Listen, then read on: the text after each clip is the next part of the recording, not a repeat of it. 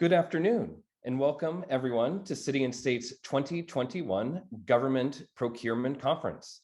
I'm Zach Williams, Senior State Politics Reporter at City and State and MC for this great conference on everything having to do with government procurements. Got a great event with some of the sharpest minds around about optimizing costs, mitigating risks, enabling business growth in the procurement process, and how all of this can help some of New York's most vulnerable people at such a pivotal time, pandemic and all. But before I introduce the first of our speakers, I just want to take a moment to thank our wonderful sponsors for helping our events team put this event together. Our great sponsors include T-Mobile, CDW, Castellanets and Fink LLP, NYC SCA, New York State Preferred Source Program for people who are blind, NYSTEC, and Laborers Local 1010. Thanks again, we couldn't do this without you. And just a few housekeeping points to make as we get started. Please make sure if you are writing in the chat box that you send your message to everyone, not just the panelists, so that everyone attending can see what you're saying. And if you got Q&A, if you got any questions for any of our panelists or speakers today, just drop the questions in the Q&A box at the bottom of your screens. And any questions submitted to the chat box could get lost in the conversation. So just be mindful that if it doesn't get in the mix, you can always post again. I'll try to get as many of them in as possible. And then just lastly, but very important, if you do need captions to take part in this event or know anybody who does, just hop on over to our Facebook page, City and State NY, where you can see live captioning right there while we live stream this event. So now, without further ado, I want to introduce you to one of our first heavy hitters here when it comes to government procurements. It's none other than Sean Carroll, Chief Procurement Officer at the State Office of General Services.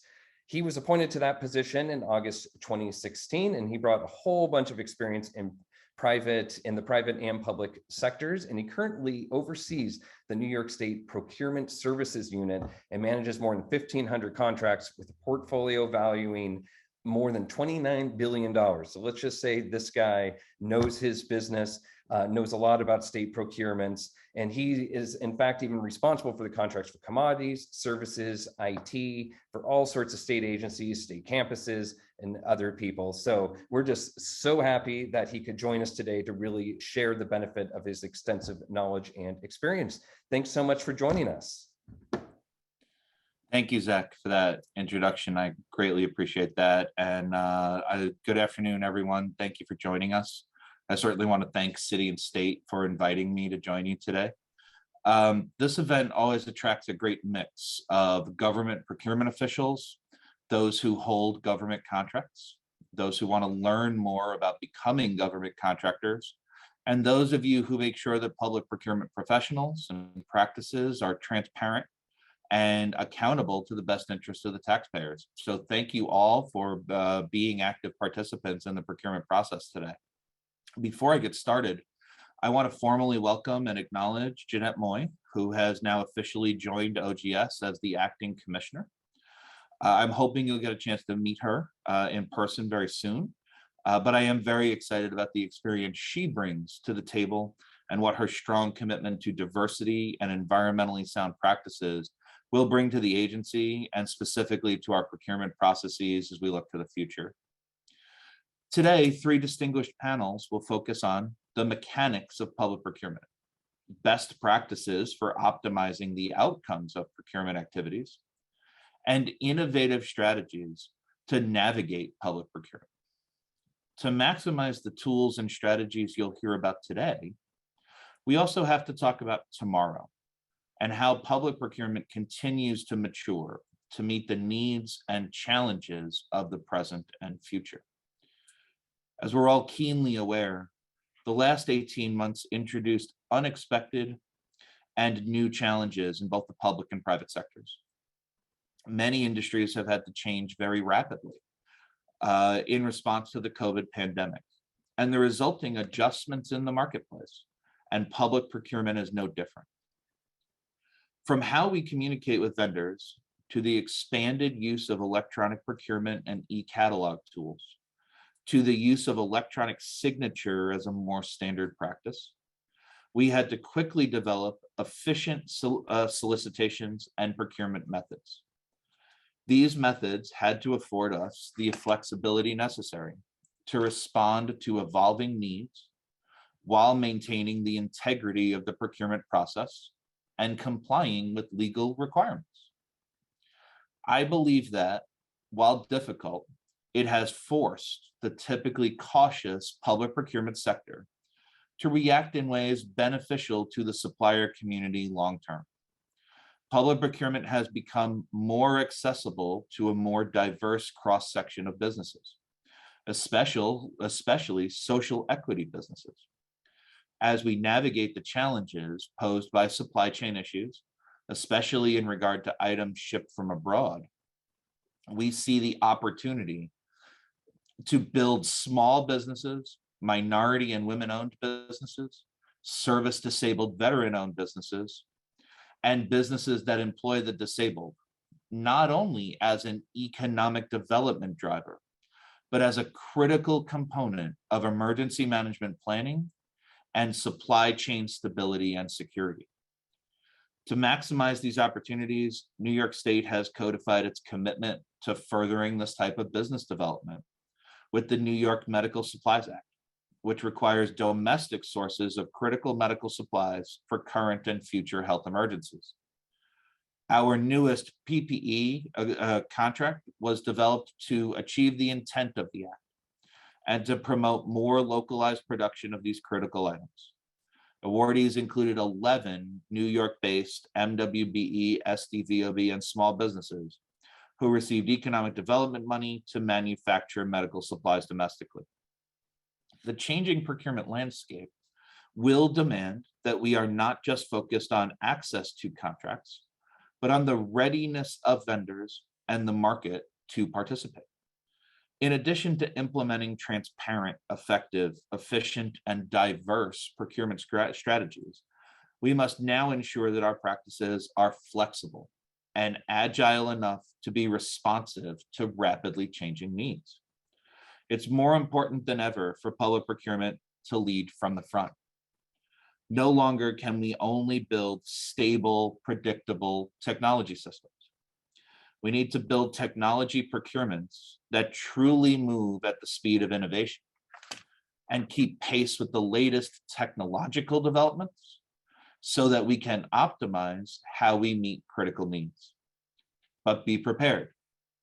With speed and modernized technology strategies come elevated expectations for the continual development of cybersecurity supply chain protections. As we talk about modernizing our procurement tools, we also have to change the way we think about procurement from transactional to strategic. We will hear about lots of innovative tools today. And for New York State and OGS, we are focused on agility and performance.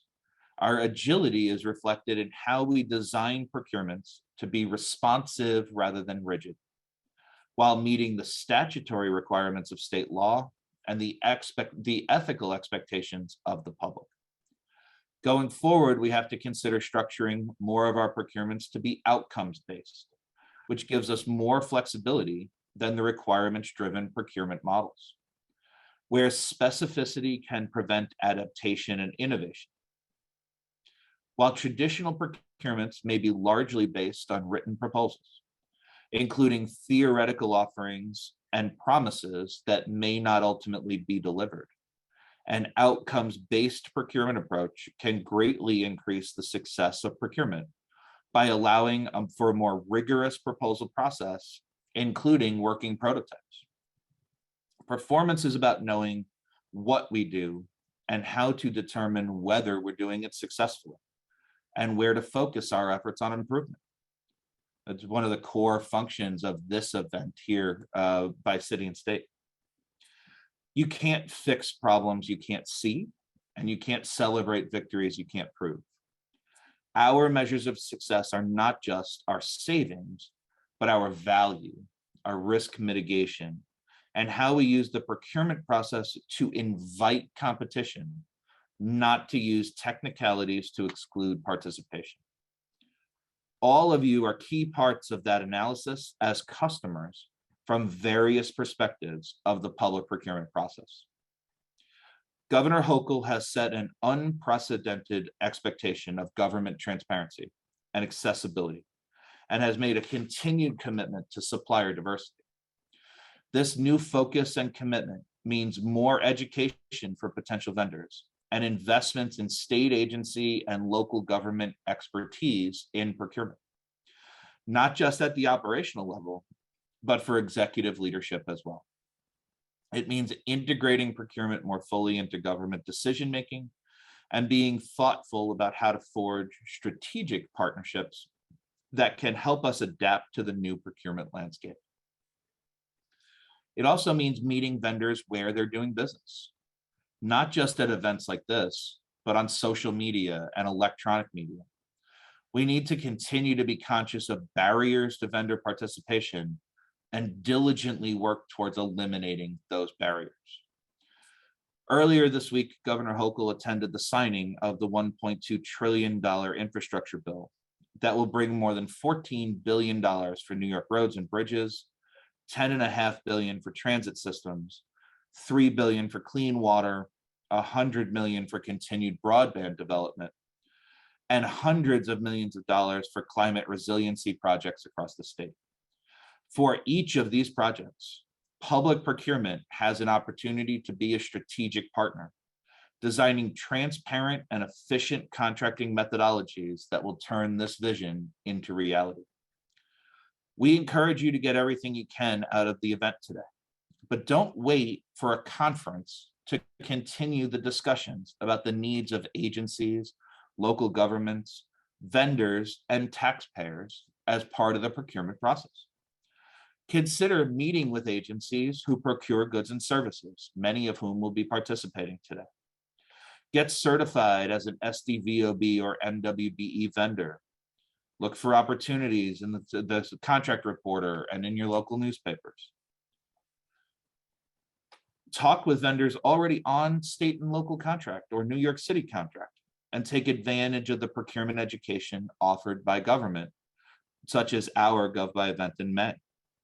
We look forward to making investments in transparency and efficiency and continuing to work with everyone here and everyone involved and actively engaged with the public procurement process on modernizing procurement. Thank you for inviting us to be part of this important discussion. City and State has asked us to respond to a few questions before starting the panel experience. So we'll defer to Zach and answer any questions that you guys have submitted in the chat. And Zach, why don't I kick it over to you?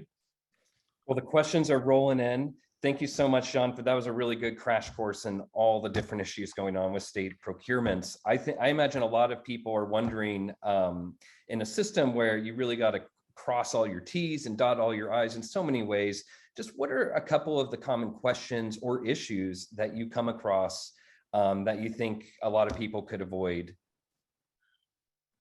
So Zach, I think that's a great question, right? The biggest thing is the procurement process doesn't start when a solicitation comes out. It starts before that. There's the opportunity to look at the last solicitation, to think about the questions that you might want to ask as a vendor about how to participate. Those things happen year round all the time, whether there's a solicitation out or not. We find that one of the best guides for folks to be ready to participate is to ask those questions and think about their eligibility up front. The other thing is we remind people all the time, the government doesn't have all the answers and doesn't know what it's like to run your business. So the reason we ask for feedback and the reason we have a question and answer period in any solicitation is to encourage all businesses to identify anything we've missed. Is there a barrier we accidentally included? Is there something preventing you from participating? Letting us know that when we come and ask or before the solicitation even comes out are critical components for us being able to see the world and see the procurement through the eyes of you, the vendor. Those are great things to be prepared for. There are also PTACs in every community, right? Those are procurement training centers, organizations whose sole purpose it is to help small businesses and businesses in the community learn how to do business with the government. We would encourage you to take advantage of all of those things, because no matter how much we try to attract you to our procurement, it's really about your ability to show us that your product line is ready and that your services are ready. So we're very excited about that opportunity, and we'll come to you as much as we can, but we encourage you to come to us also.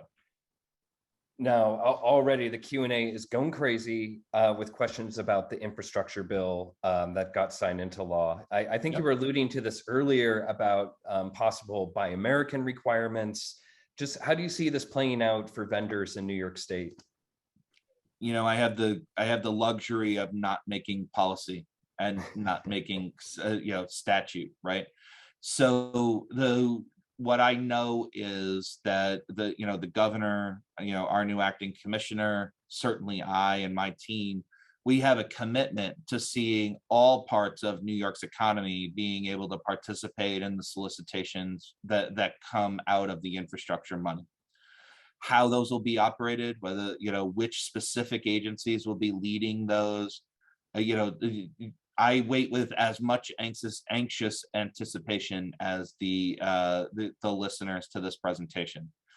But all along the way, there are going to be opportunities for, domestically based, for small businesses, for MWBEs and SDVOBs to really show how nimble they can be, how responsive they can be to what our crumbling infrastructure needs across the state and across the country, and real opportunities to shore those up with this funding. So, I think the biggest thing is to stand ready. Make sure that if you want to be a subcontractor, you tell the primes you're ready. You show them that you're ready to do that. When the procurements come out for these, go to the pre-bid meetings. Meet the other vendors who are going to participate. See if there's a way to collaborate. Those kinds of things that show your readiness and build your partnership are going to be tremendous opportunities as we go. And then whatever other requirements and statutes and those sorts of things come into being, or regulations around the funding, we're going to make sure that everybody knows those up front, and they know that those are the things they'll have to live with when the actual solicitations go out. I think we got time for maybe just one more question, but it's a biggie. You've been mentioning how the procurement process is really an opportunity for companies to show their stuff, right? I can get this done, and here's the proof, right? Now, this next question is a little bit of feedback maybe for you, as well as a question, but one astute observer wants to know, how could the state put out its procurement calls a little bit more proactively in some of the various WBE networks out there? I guess meeting people where they are. This person was noticing it's very hard sometimes for people, obviously, to apply if they don't know that the state is actively pursuing their business. So how do you think you could meet people halfway on this one? I think it's a great question, right? So, when we think about how we publicize procurements, we think about them as, we've made them very public. But there's still some obligation for businesses to come to the contract reporter to see those postings, to look at those. So certainly, I think the feedback we need is, how are you getting your news about public procurement opportunities? Do you want to be getting them in your Twitter feed or on your Facebook feed? Do you want to be getting them through social media? Our website now has all of them posted on there, and we're certainly, we're anxious to see people use that. But we would love some feedback about what is it that would make those opportunities more available.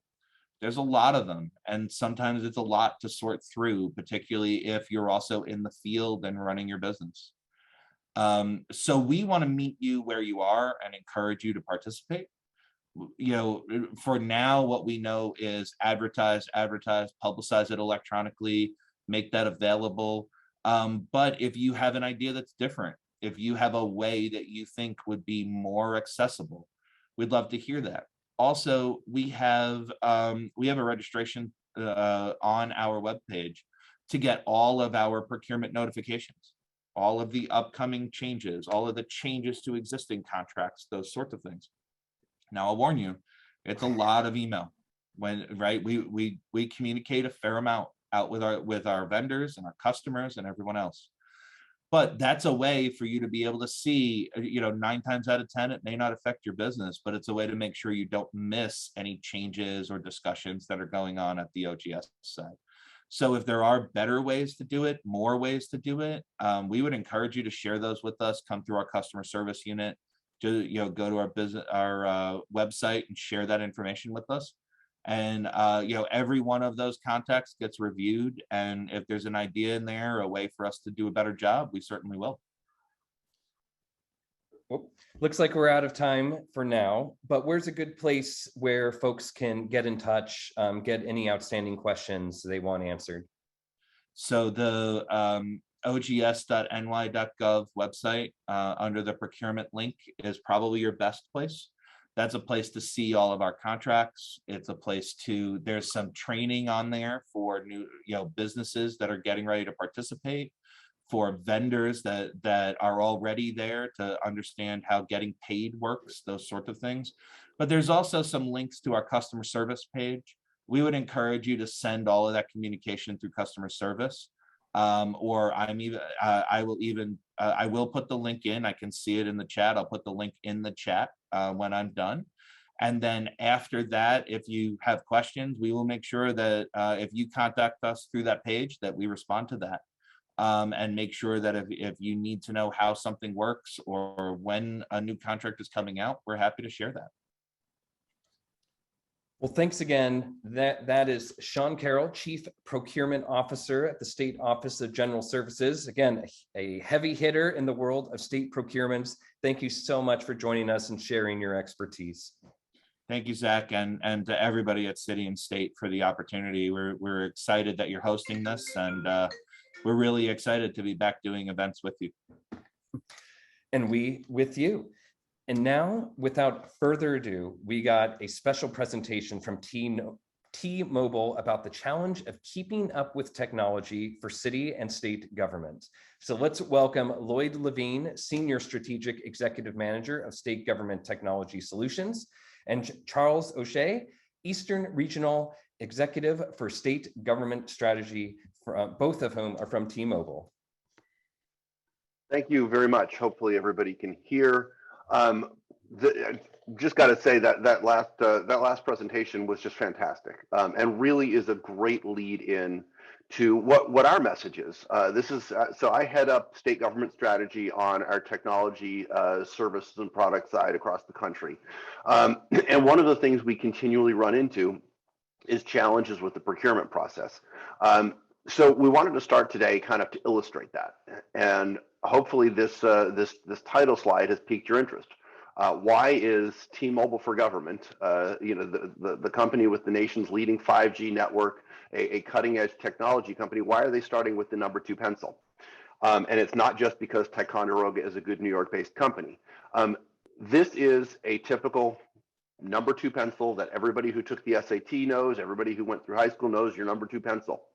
So why are we showing this? Well, the number 2 pencil, as we know it today, the yellow number 2 pencil was invented in 1890. Here's actually a picture that I managed to source off the internet of 1890s pencil technology. Cutting edge pencil technology in 1890. Fast forward 131 years. This is substantially similar to the cutting edge pencil technology. I mean, we can pitch it as next generation. We can talk about the break resistant lead, the easy to erase, but in reality, it's substantially similar to the pencils from 1890. Now let's move ahead here and look at cutting edge phone technology. Again, you can buy the pencils on Amazon. You can buy these phones on Amazon today. You can also buy them on tmobile.com. Shameless plug there. These are the latest generations of the most popular phone manufacturers out there today. The Galaxy, the iPhone, 13. So let's go back in time. Obviously, we can't go back, 130 years, But let's go back just a few years ago and look at communication technology. 31 years ago, a mobile phone was the one on the right, and it was mobile as long as the cord could reach as you walked up and down the hallway of your apartment. Yet we still procure technology today as if we were procuring pencils in 1950. What we at T-Mobile are kind of are challenged by is how do we, as a private sector company, sell to the states when our technology is evolving at a lightning pace? So now I want to move ahead. Right now, everybody thinks of T-Mobile as a phone company, and we are, but that's not all we are. We are an IoT solutions company. And in the future, this is going to be an increasing portion of our business and everybody else's business for that matter. As you look around, this is just a sample slide we have that I pulled from a different deck. As you look at these different solutions, can you imagine the challenges involved in getting these solutions either through an RFP or on a state contract? Now, what I neglected to do off the top is introduce myself properly, and I apologize. In addition to being the head of T-Mobile State Government Strategy, I'm actually a former member of the California legislature and had a long career in California government. So I actually wear two hats. And as I often joke, sometimes that state government hat is really hard to take off. And I love technology, and I'm passionate about government and public service. So, my interest in this goes beyond just I'm working for T-Mobile. I'm really perplexed and challenged by our ability to have our technology solutions match up with government's purchasing pace. When you think about issuing an RFP and conducting an RFI, as Sean just said before that, the process of issuing that and responding to that, technology changes faster than we can keep pace there. This is our last slide, so I'm going to stop screen sharing here. If I can figure out how to screen, oh, there it is, stop sharing. That's our challenge, and that's the essential challenge for those of us who are in the private sector and those of us who care about government. Is how do we attract the next generation of workers when the technology that you have in your home, in your car, in the palm of your hand, when the technology access and implementation private sector companies are offering is much more advanced than we can achieve in the public sector. And we understand. Charlie O'Shea is going to join me in a second. And Charlie also comes out of government. Charlie is a former legislator in New York, former county assessor, and former state DOT employee. And we understand the reason we got here, to avoid corruption, to make sure that the process is fair.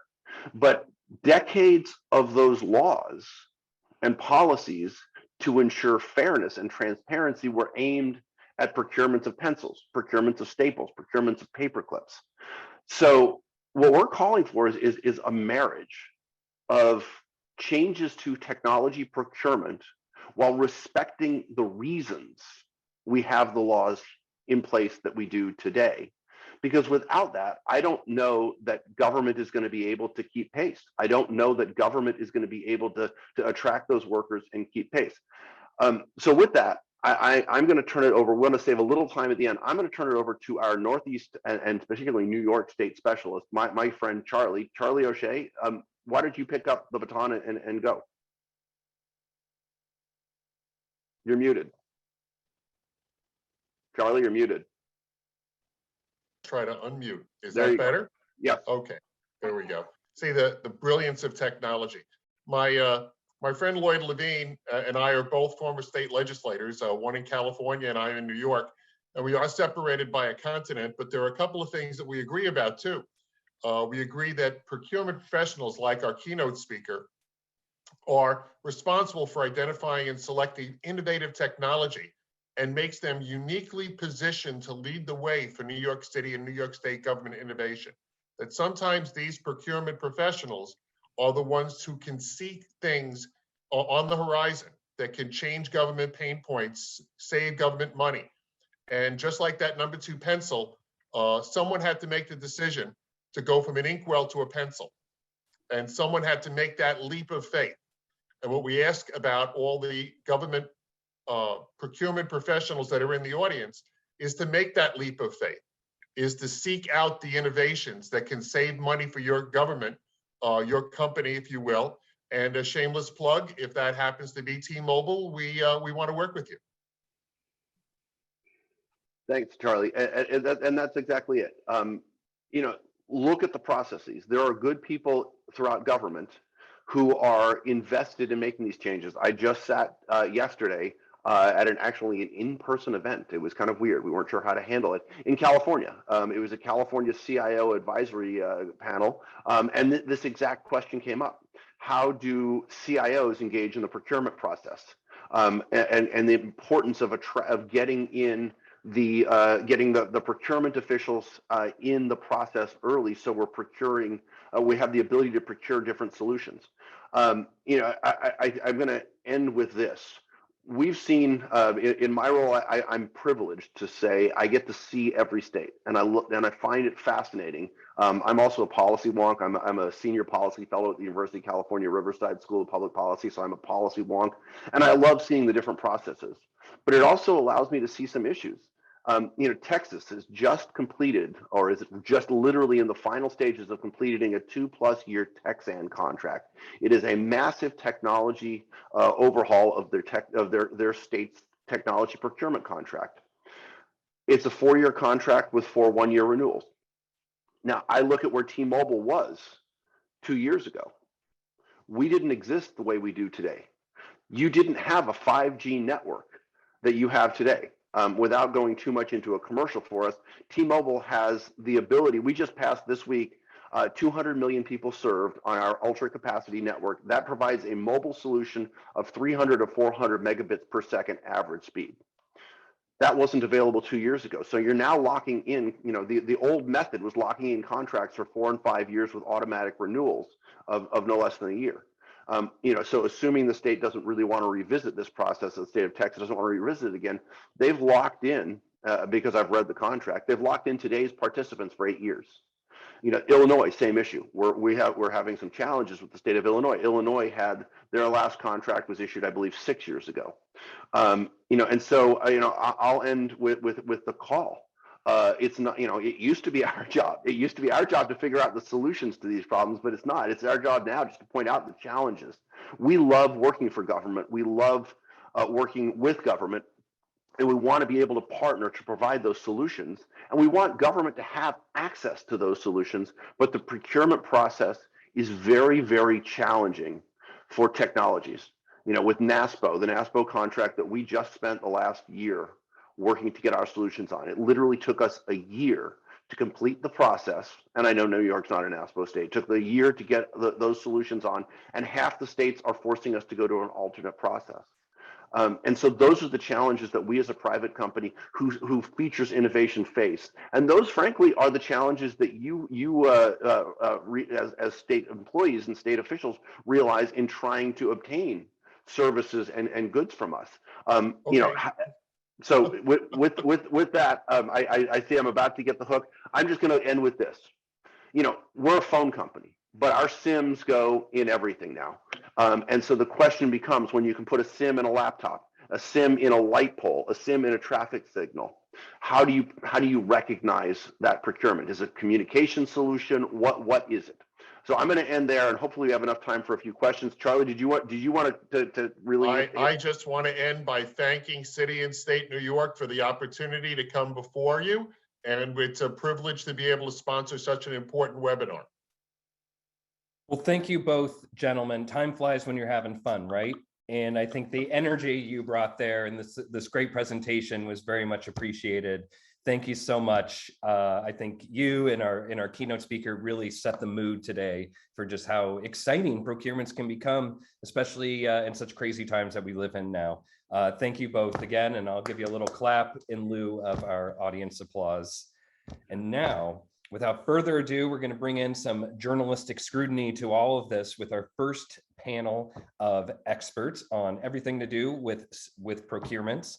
And moderating this discussion is my colleague at City and State, Rebecca Lewis, the Deputy State Politics Reporter, who will be leading a discussion on what you need to know about doing business in New York post-COVID. Rebecca?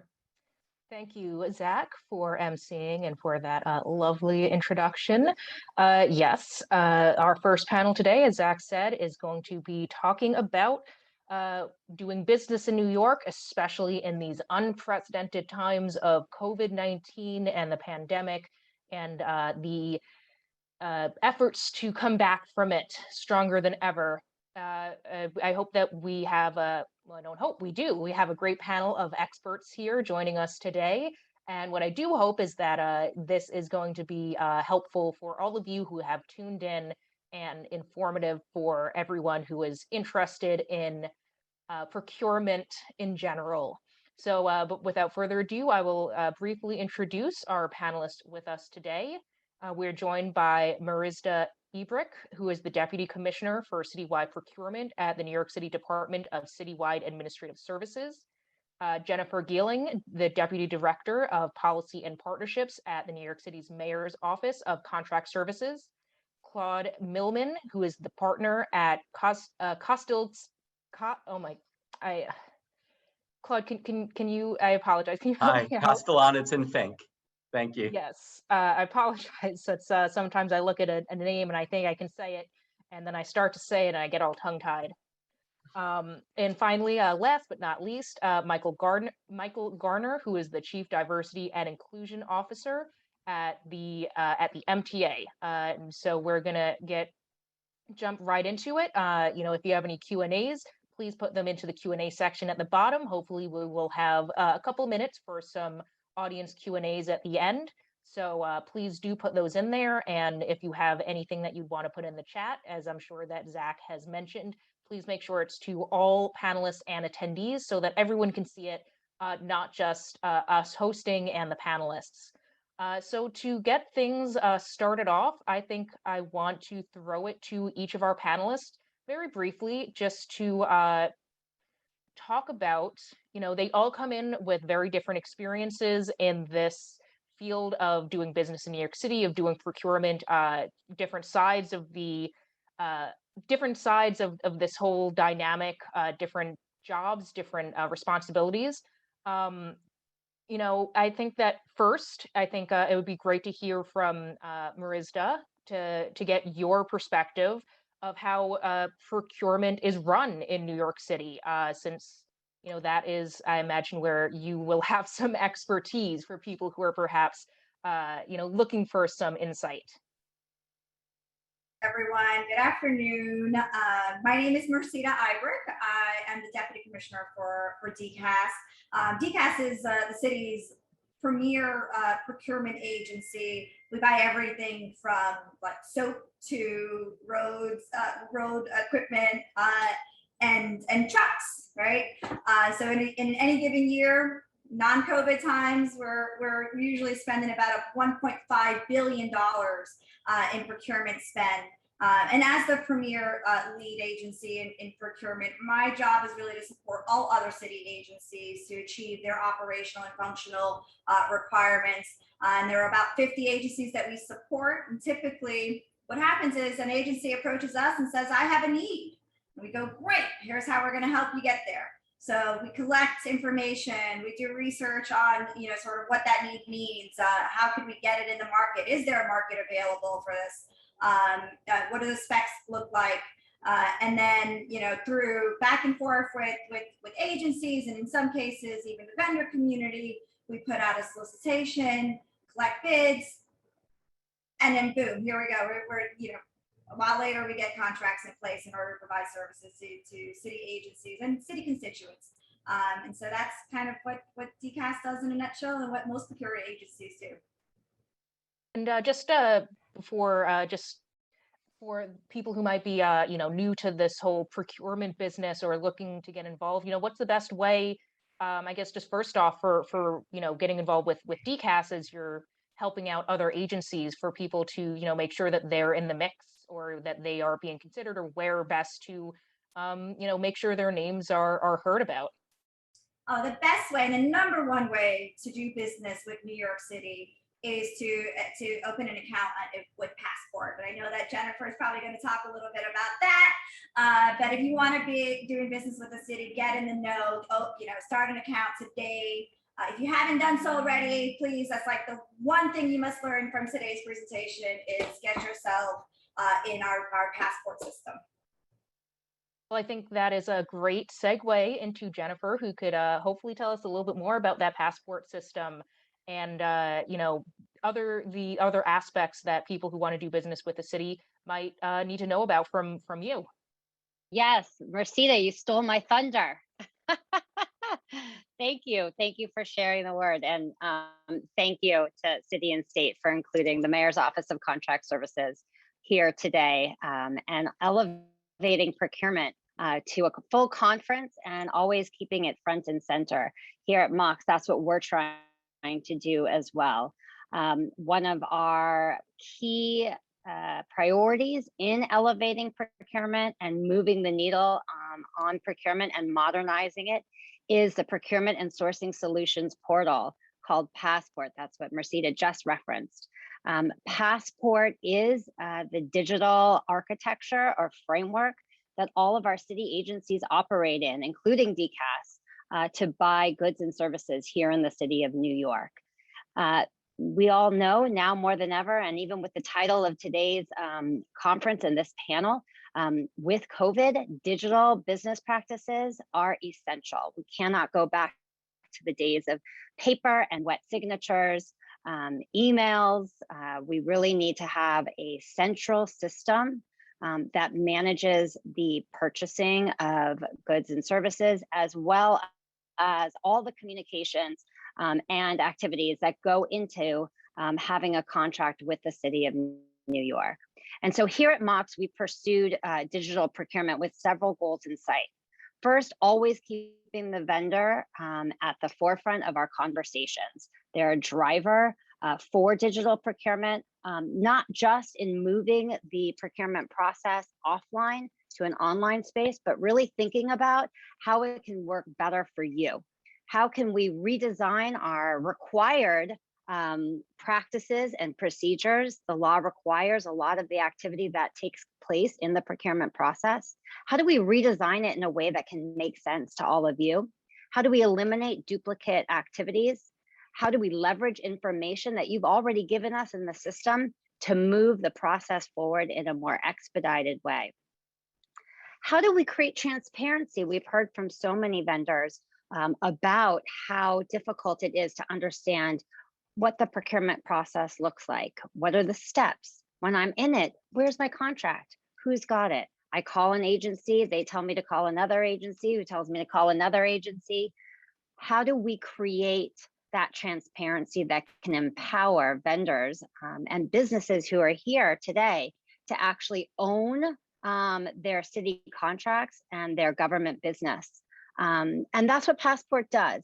It's a centralized portal. It's where agencies come with our vendors to solicit for goods and services and to go to contract. And very soon, we're going to be budgeting and invoicing all in Passport in one place. It standardizes the practices across city agencies.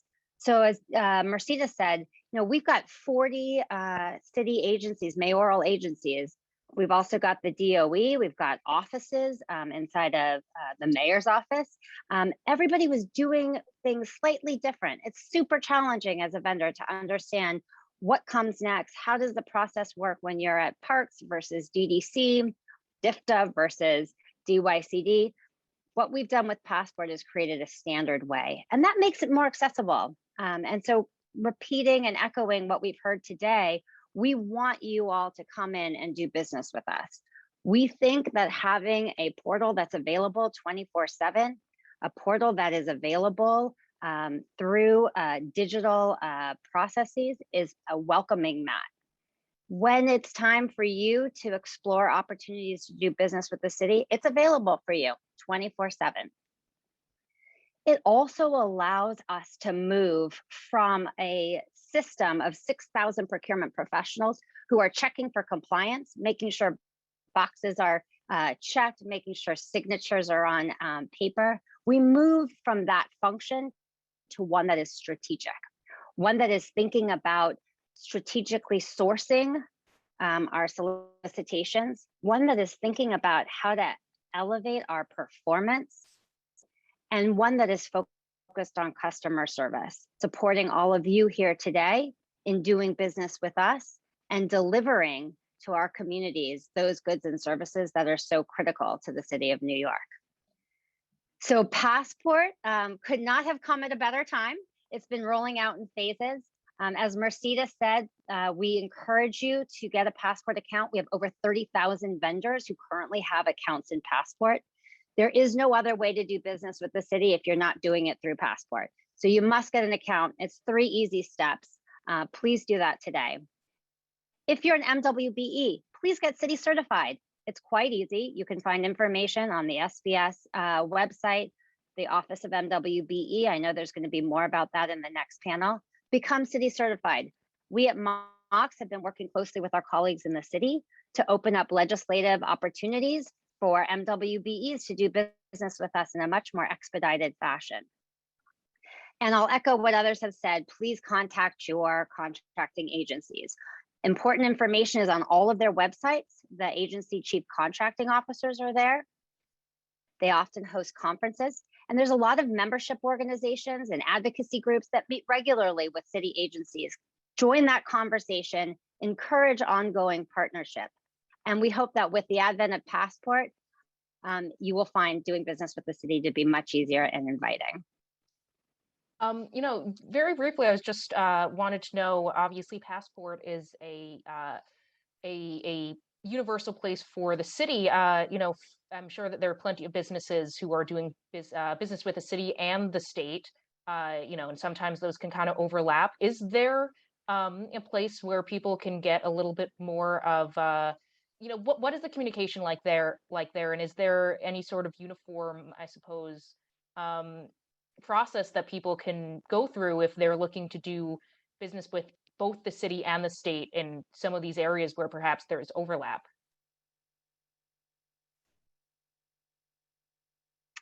So from the Mayor's Office of Contract Services, we are representing sort of our city procurement. It's $30 billion worth of procurement every year. And typically the procurements are city-based, city-focused. So we've really focused on trying to centralize those city-based opportunities.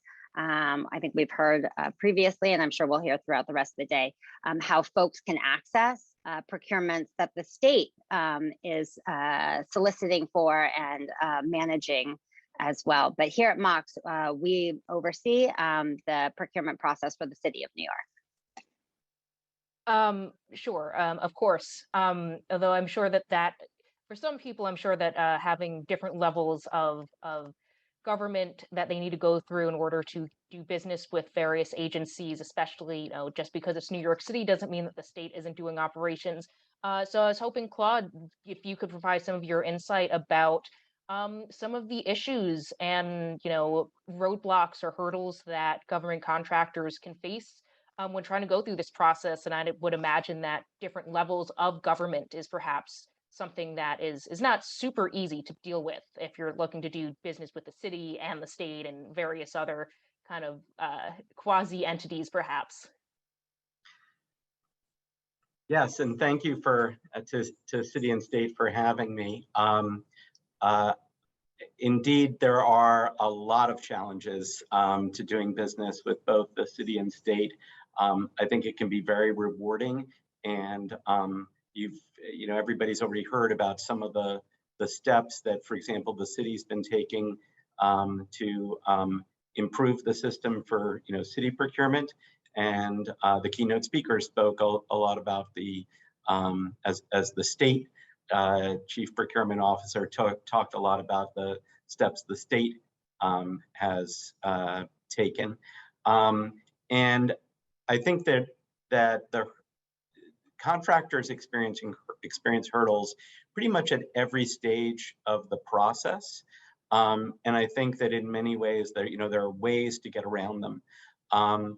Perhaps the most difficult for those that are not incredibly familiar with the process, or for those seeking to expand their connections, is how do you get to know the different government agencies on the city level, on the state level? How do you develop those relationships? And I think that it's really important to do so even before the procurements begin. So you just heard a little bit about the importance of getting onto the city's system, which is known as Passport. The state has a disclosure system that's sort of similar, that's called VendRep. It's important to understand both of those systems and be familiar with that. But it's also important to develop personal connections, and Mersida talked a little bit about this, with the different agencies, making sure that the agencies get to know you. So, for example, if you're in Passport, as I am, you will get a little weekly roundup of some of the major procurements that are happening emailed to you. It's usually on Fridays when I'm about to hit the weekend. But in addition to that, you can actually get to know some of the agencies. One way to do that is to develop relationships through what's known as lobbyists. They're really consultants. I am a procurement lawyer. I'm not really, well, I have to register as a lobbyist sometimes for some of the things I do. That's not really the focus of my work. But there are a lot of really great consultants or lawyers or lobbyists, whatever you want to call them, who will help you connect to different agencies. And some of them are there. I noticed my friend Mark Glazer from Greenberg Traurig is there, and if you know, he's in Albany, and he's in the audience someplace. And if you're going to Albany, you talk to Mark as one of the people you would consider talking to. His partner, John Maschalino, who couldn't be on this panel today because he had a conflict, but otherwise I'm sure would be with us, is great in New York City. And there are many other great lobbyists, the Capolino firm, the Casira firm, and many others, some of whom are focused on different areas of procurement. So it's important to consider at least that approach. And if you're not using a lobbyist, to get on the phone or on email and start connecting to agencies that are relevant to your business. The next part of the process, I think, is to deal with things like passport disclosure. It's easy to get a passport account initially, but then you're going to need to fill out all the forms associated with doing business with the city, and that's a fair bit of work and can be daunting to someone who's new at it. And that is the kind of work I do, assisting contractors in dealing with passport disclosure and VendRep disclosure at the state level. I'm sure that Michael Garner is going to tell us about the MWBE programs, but that's another important aspect of the process that contractors have to deal with, and finding advice on how to navigate that process can be very important to some. There was a question asked before about New York State and New York City. You know, what are the connections between them? One area of connection that can be very important is the New York State OGS contracts. These are the ones that Sean Carroll, who was our keynote speaker, oversees. And the reason a vendor interested in doing business with the city of New York would want to know about those is because the city often buys off of the state what are known as backdrop contracts. So another thing that vendors sometimes have to get through the hurdle of is, how do I get on the state contracts? And both lobbyists and lawyers assist the vendors in dealing with those problems. Then come the solicitations that Mersida talked about from the agencies.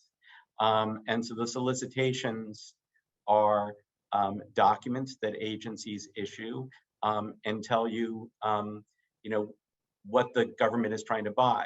And vendors have to navigate those solicitations, understand them. It's important that they raise questions through the question and answer process in those solicitations.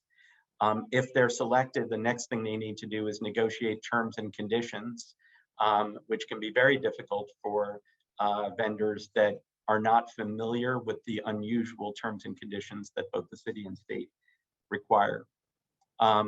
If things go wrong, sometimes vendors submit protests to both the state and city. And there's also questions of contract compliance that come up, making amendments to the contracts, getting change orders to the contracts, dealing with subcontractors, and then later on potentially audits by, say, the state or city controller, dealing with disputes arising from the contract and dealing with investigations. Vendors, if they're using lobbyists or if they're lobbying on their own, have to be familiar with the lobby laws, and that's also a challenge. And they sometimes also need to deal with the ethics laws. And I noticed in the audience that we have Bree and Jeske from the Wilmdels Marks firm, and Bree is originally was at the city's Conflicts of Interest Board. So, lawyers like myself and Bree work with contractors to help them understand the ethics laws. So those are some of the hurdles that contractors have to deal with, and there are many, but they can be overcome and dealt with. Certainly, it seems like that there's a lot going into procurement that people that could be a little bit difficult to navigate. Briefly, I think that someone in the chat had asked you, Claude, to drop in the information about the state procurement system into the chat. So if there's anything that you could drop into the group. Sure. I think probably the best thing to look at, and I'll drop in there, is Sean Carroll's website for the OGS. And I just want to add that, I'm sorry. I just wanted to add that we had dropped in the link for our passport information support here at MOX too. So it's just nyc.gov/MOX. And at the bottom right of the page, you'll see a contact MOX button, and you can ask your questions. You can feel free to ask for Jennifer. That's me. Happy to help. Thank you both, Claude and Jennifer, for dropping those, for providing that information for our attendees. To move on, as Claude kind of outlined, there are a lot of hurdles. There are a lot of things that you need to know in order to do business with the city and with the state. And that can be even more difficult if you are an MWBE, or especially a small MWBE.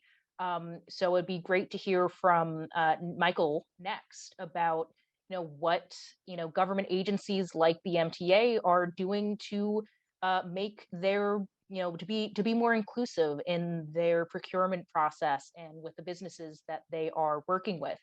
I imagine that you have some expertise in this area, given your job. Great, and thank you, and thanks to City and State for putting a focus on this panel. Let me say, from a data point perspective, the MTA is the largest transportation network in North America. With 70,000 employees, we service 5,000 square miles. We have a $18 billion annual budget. We buy $7.5 billion in goods and services annually, and we have a $54.8 billion capital plan. And so from a capital plan perspective, if you only focused on two agencies in this region, that's the MTA and the Port Authority, that's $86 billion in contract opportunities over the next 5 years. And there is a lot of enthusiasm with President Biden's new infrastructure bill that was just approved and signed this week. The MTA will be recipients of $10.8 billion of the infrastructure money, where we are going to modernize our system by putting new tracks, new countdown clocks, new security clocks, new signals. And so we also pride ourselves with listening to the concerns of the minority business community. And so far too often, government has failed. We put all of our issues on certification and meeting firms. And once you certify them, they still can't do business because there are inherent barriers to entry in your processes. And so we now have created a new paradigm. And that paradigm simply is that like the old baseball movie, you build it and they'll come. You build it and they'll come. So we have gone to Albany and we've gotten our small business mentoring program established. That program is for small contractors who are going to bid directly with us as prime contractors. That program has been so successful in the past 10 years that former Governor Andrew Cuomo extended it for the next 10 years as a New York State law. And so that means that we are putting allocating projects into this program, which we are waiving bonding.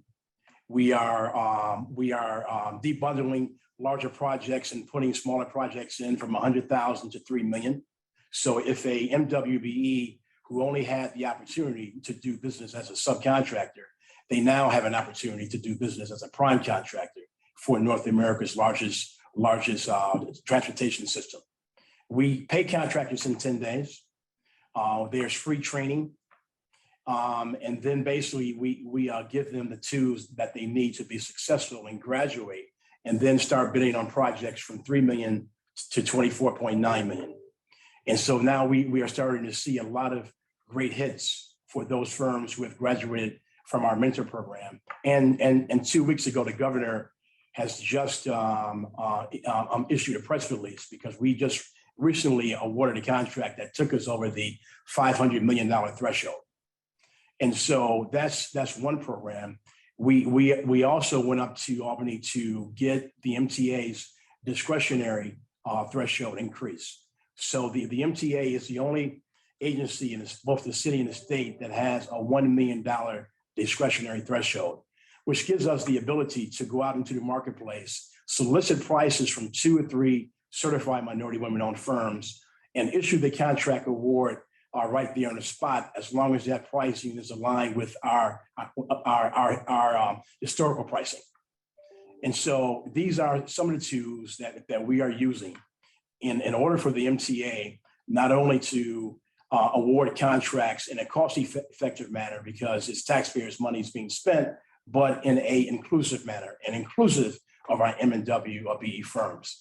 So last year, for the first time in history, the MTA was responsible for paying, not awarding, but paying $1.4 billion to minority women-owned firms in 1 year, by far the top agency in the state out of 97. And so we have also recently gone through a transformation because the MTA is 6 different operating agencies in one. So now we have consolidated our operations. So there's one MTA now. There's going to be one legal department, one engineering department. And so now if you are a firm seeking to do business with the MTA, there are going to be only 2 avenues of entry. One, if you are a construction firm, you now are going to be working for one agency at the MTA, and that's the MTA's C&D. That's construction and development. And we just hired Jamie Springer from the city, who is going to run that agency for us.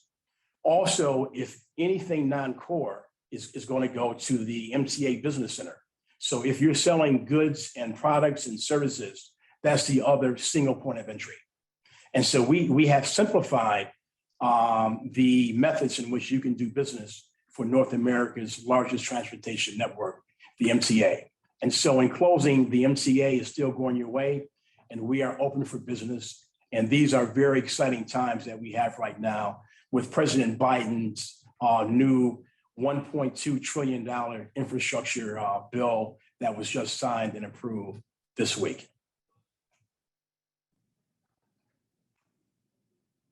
Thank you, Michael. And briefly before we move on to some questions, just wondering if it sounds like the MTA is doing some really great work in getting people, getting business done, getting people to do business with you guys, and getting opportunities out to small businesses and WMBs, WMBEs. Right. Yes, again, I apologize. Sometimes get a little tongue-tied. Is the MTA working with any other agencies, to share best practices, or, is there any advice that you have for people who are, specifically MWBEs looking to do business with other agencies that perhaps that don't necessarily have the same specific programs available that the MTA does? Yeah, so we always share best practices. And for example, for the past 6 months, all of the region's chief of diversity and inclusion officers, including those officers at the Port Authority, the SCA, DDC, DASNY, we are meeting every Thursday, and we are bringing in guest speakers. So this morning we had a Congressman Payne from New Jersey, because the conversations that I've had with our congressional delegation, which includes Greg Meeks, Hakeem Jeffries, Clark, and others, that they had an expectation of supporting President Biden's infrastructure bill. And that expectation is that a lot of those contracts that's going to be awarded by those various agencies, they want to see a lot of those contracts being awarded to Black, Hispanic, Asian, and women-owned businesses. And so we have been meeting for the past 6 months, once a week, and coming up with strategies that we can basically employ here at these various agencies to make sure that, once again, that taxpayer-driven contracts are awarded in a cost-effective manner, but also in an inclusive manner. And if we find out that there's a segment of the population that we are not awarding contracts to, it is incumbent upon us internally to come up with solutions and strategies that's going to allow us to award contracts in a more inclusive manner. Secondly, we have been advising the city of New York. I was a member of Mayor Bill de Blasio's MWBE advisory committee. And we shared best practices that allowed the city of New York to go up to Albany and get their pilot construction mentor program approved at DDC, which was just announced last Wednesday. And so, yes, we are sharing best practices. Yes, we are working in tandem, because we want to make sure that in this region, that those businesses of color who have historically been shut out of the marketplace now have an opportunity to compete, win, develop, and grow into larger businesses and larger contractors, because we understand that access to government contracts equals job creation, home ownership, better education opportunities, and better healthcare options. Thank you, Michael, and to all of our panelists so far, and sharing some of those insights from your own unique perspectives. Want to shift into some questions. Obviously, we are still in a pandemic. We saw a lot of changes in the contracting process during the pandemic, especially a lot of things getting approved very quickly, a lot of contracts going out as both the city and the state were attempting to stay on top of the situation, in that no one could. That was highly unexpected. A lot of things were coming to a head during the pandemic, and obviously we have a brand new administration coming in to New York City, and as well a fairly new governor who is setting up her new administration as well at the state level.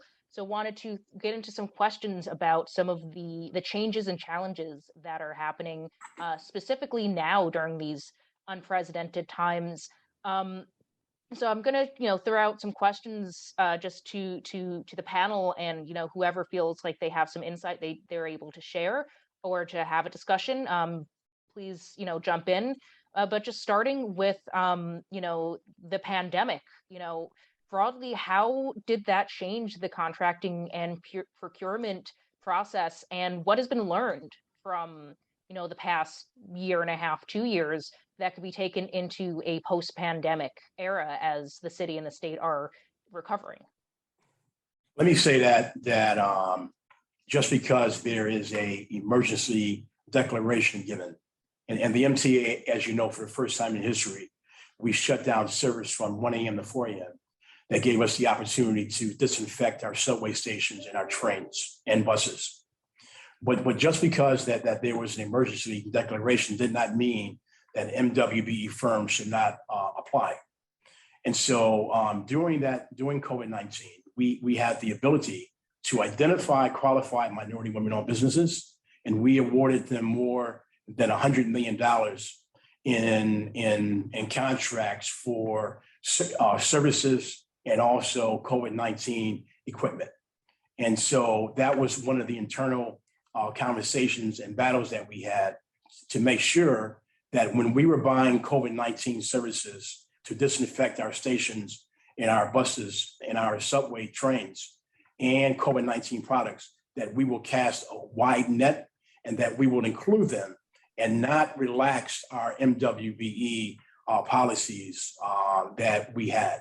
And so once again, just because it's an emergency declaration does not mean that M&W and DBE firms shall not apply.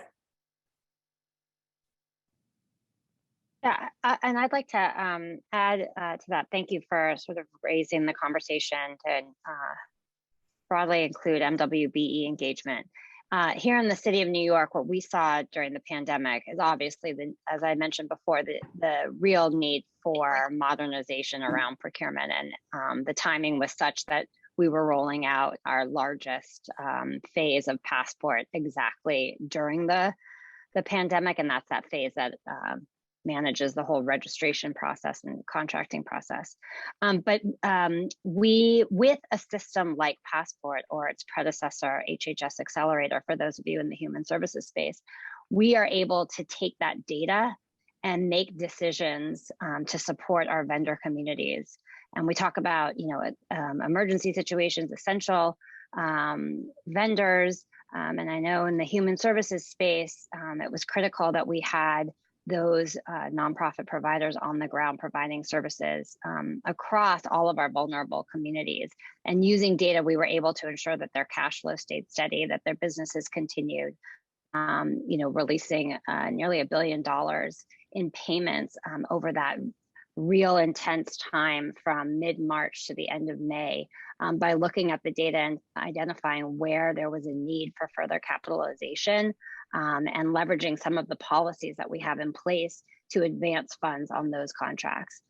Same for MWBEs, we made that a priority to ensure that they were getting paid. We recognize the number of MWBEs are small businesses, and they do use government contracting as a way to grow their business. And it's certainly been a top priority for the city to engage with our MWBEs. So using that data to ensure that they were continue to be paid in a timely way and had opportunities to deliver the essential services that were totally new to this new reality we were all living in, and leveraging legislative reforms that allow for expedited, non-competitive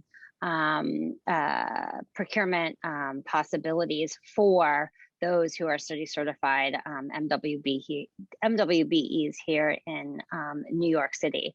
And so I want to add that, taking that experience and having a modern procurement system gives us the opportunity as we move forward to really focus on making informed strategic decisions driven by objective data and also improve our general performance around contracting times, around payments, and also around growing our diversity and inclusion of all types of vendors here in the city of New York. I think that one of the things that we could probably do now, given sort of our experiences with the pandemic, which in many ways, at least for me, I think for a lot of people, really put a sharp focus on the need for more racial justice, is the need to look at all of our procurement systems, not just for looking for whether or not there should be preferences like, particular MWB preferences, but is everything in the system truly neutral? Or are there things in the system that because of other injustices get magnified in our procurement system and lead to greater injustice? So for example, for me, one thing that I would love to see either this administration's do, or at least the next one, is to look just, for example, at the Passport questionnaire, the disclosure questionnaires. So for example, there's a question that asks whether the principal officers of a company or any of its managers, the people who deal with the contracts, have ever been, I think in 5 years, questioned by someone usually at a law enforcement agency in a way that could lead to civil or criminal liability. And when we think about who in our society has been questioned, that's not necessarily in a particularly fair area of what has gone on in our society. And we may want to rethink some of these questions in the questionnaire and say, is it truly race neutral, given other problems that we've had in our society? And ironically, while a lot of things are hard to change the city charter, hard to add new laws, changing the questionnaire is a snap if the city controller and the mayor or their representatives want to get it done. All they have to do is agree to do it, and it's done. And now that it's electronic, all they have to do is push a button and they can disable a question. So these are the kinds of things that I think I would like to see happen as sort of as a next wave from the pandemic. I just want to, oh, sorry. May I just respond quickly to that and appreciate that observation. I do also want to flag that a lot of the questions in the disclosures are actually coming out of legislative requirements. And so, we agree, and we would love to partner with sectors to try to make some changes to those questions and to, opportunities to further streamline and create more diversity, equity, inclusion, and create a system that allows for that. And so, yes, as a next step would be great to start to look at some of those like legally mandated questions. I mean, literally verbatim, they have to say what is in the law, but there is an opportunity for reform. That question's not legally mandated, and the administrative law actually has very few that are actually mandated. And if anything, that one in my mind actually conflicts with the spirit of the ban the box statute. And I'm not saying it's illegal or anything like that. I'm just saying that it's an easy fix in my mind to improve our society very, very quickly.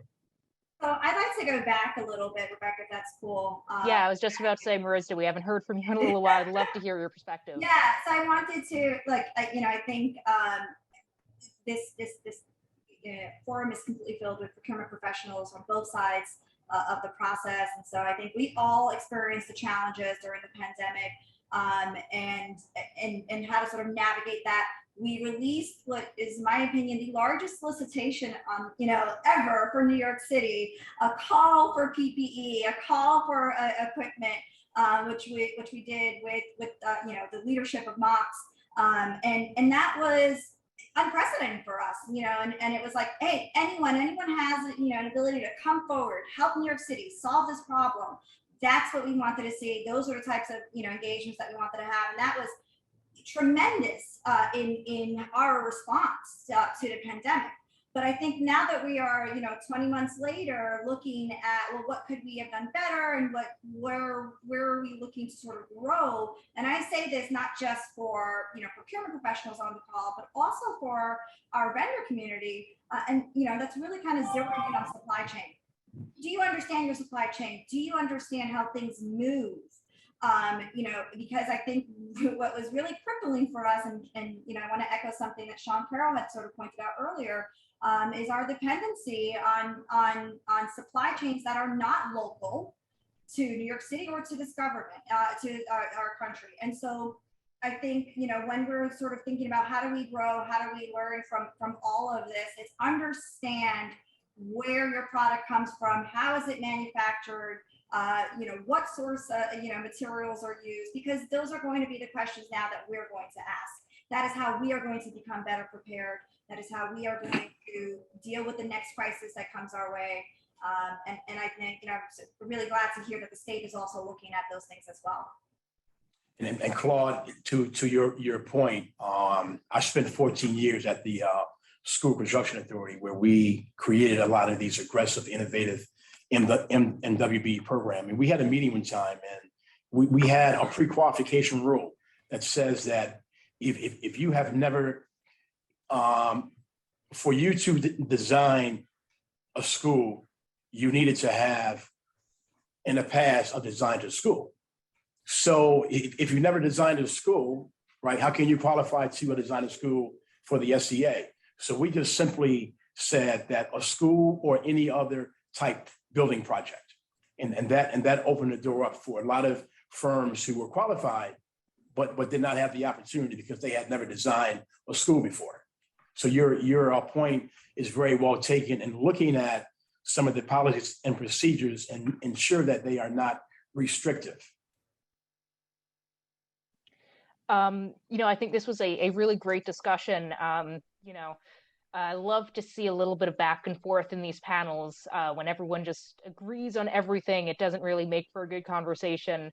But we are running a little short on time. So I think just to wrap things up, looking forward, there are, so many other questions I wish that we had time to get to, but I think that this was a great panel that I hope was informative for everyone who has tuned in. But to wrap things up, I just wanted to, get, very quickly from each of you, your thoughts on what might change in the next year.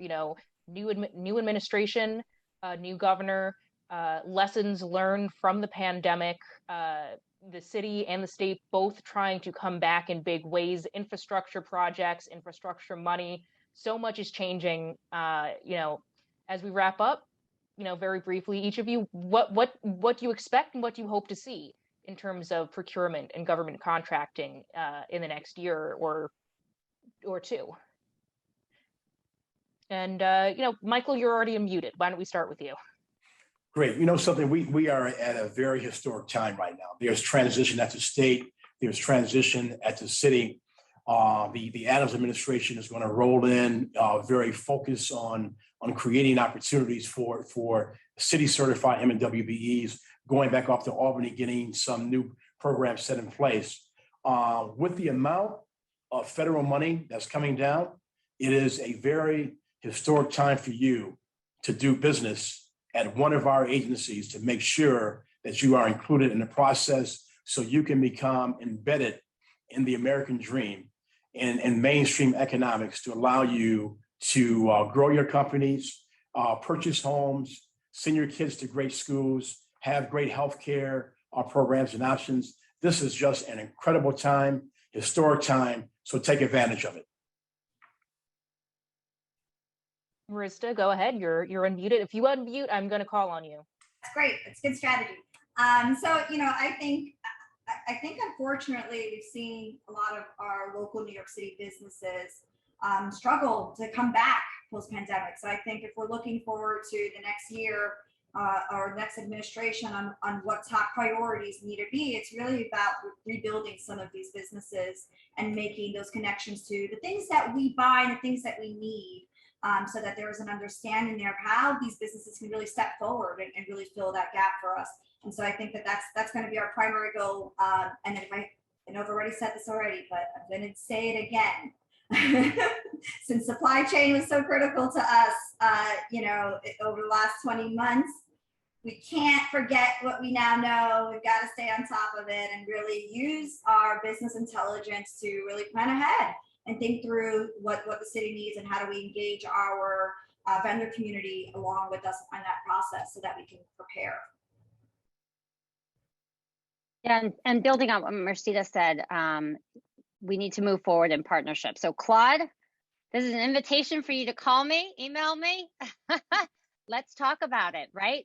We've gone a long way recognizing the accomplishments, but there's a long way to go as folks have indicated here. And there are a lot of opportunities to open our doors wider, to help build our businesses back up, and to be smarter procurement professionals here in the city of New York. So I invite everybody on who is listening today, I invite everybody on the panel to reach out, share your thoughts, join us in this journey. It is a journey, and we all look forward into the future for greater opportunity and greater growth. So, again, thank you for inviting us to the conversation and actually having this conversation. Claude, please take us out. Okay, so I think there are some really exciting things that are about to happen. For the reasons that were just said. You know, if you take the city of New York, we have a new mayor has talked about his interest in MWBEs and buying local. He needs a lot of technology given his plans.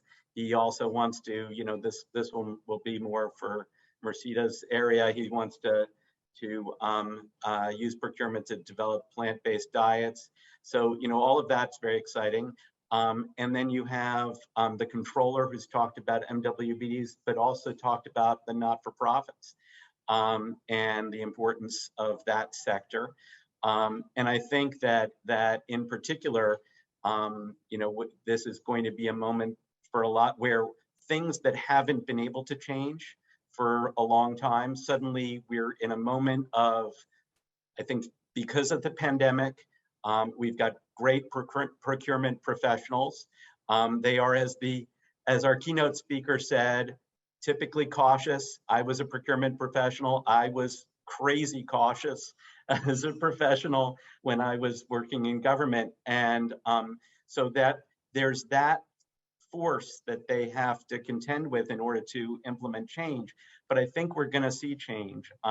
One of the ones that I'm looking forward to, for example, is seeing and this was referenced in some of the Q&As, dealing with retroactive contracting and putting an end to it.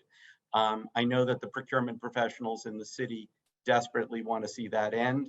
And so with a controller, I think, who's really has made that front and center of some of his campaign speeches, it will be great to see the human services sector get paid on time for the work that they do. I think the controller can do that with, working with the mayor.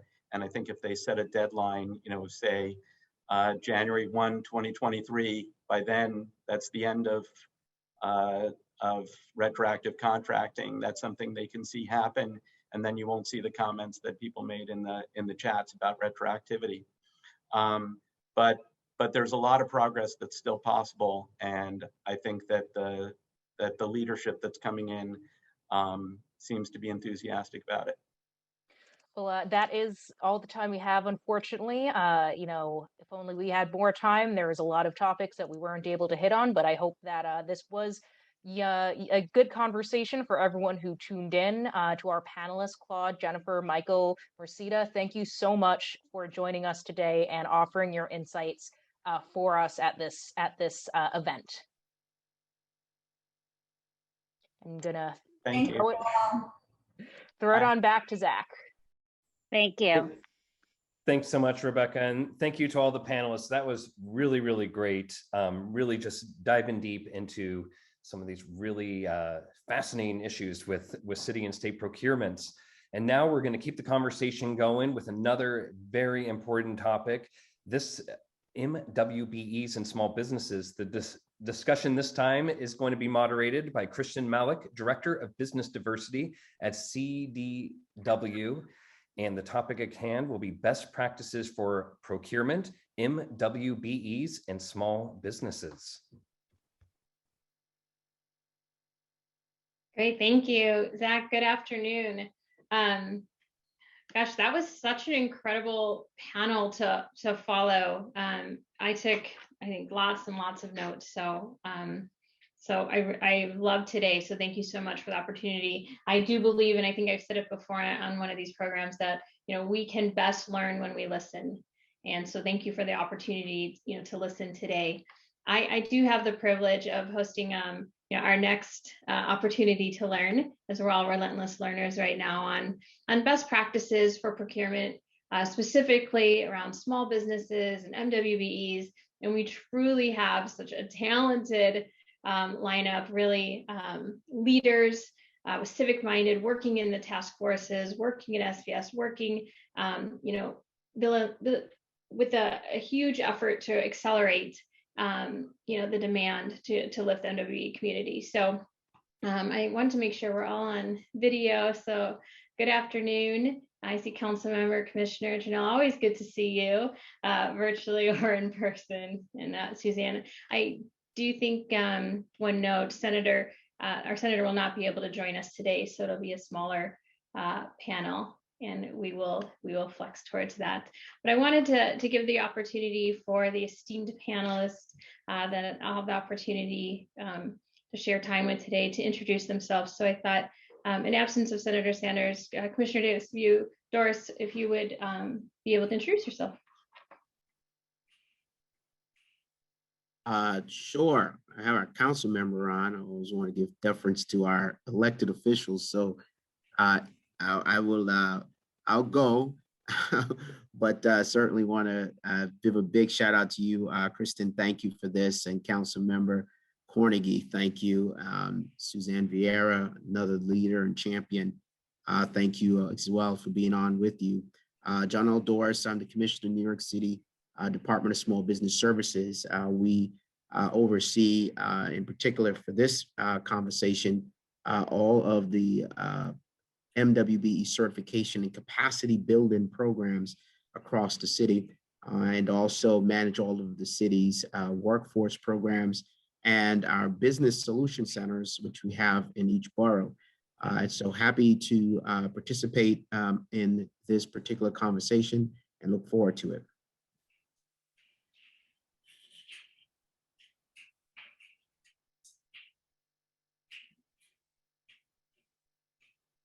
I think you're muted, Kristen. Thank you so much. Councilmember, my apologies. We'd love to hear your intro, please, sir. No problem. Thank you so much. Thank you for allowing me to still have some relevance, even though the 31st I'll be moving on. I really appreciate the panel. I stayed and listened to the panel previous to mine, and it just reminded me of how many good, qualified, passionate folks we have in this space who are putting in the work. I am the chair of the MWBE task force at the New York City Council, which was kind of newly minted as a co-equal branch of government. The administration was doing a decent job at MWBE procurement, first with Commissioner Bishop and now certainly with Commissioner Doris.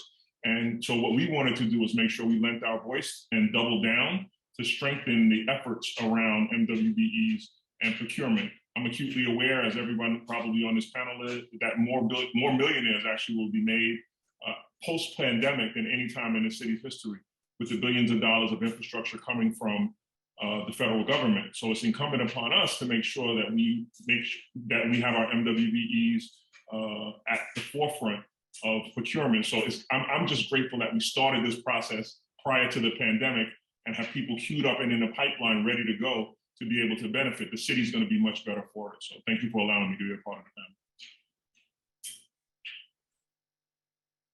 Yeah, I couldn't agree more. I definitely took note of there'll be more money flowing through and all these revenue enabling programs, and how do we ensure that we understand the practices around them. So I think it's going to be a really high energy conversation today. So thank you for setting us off on a good foot.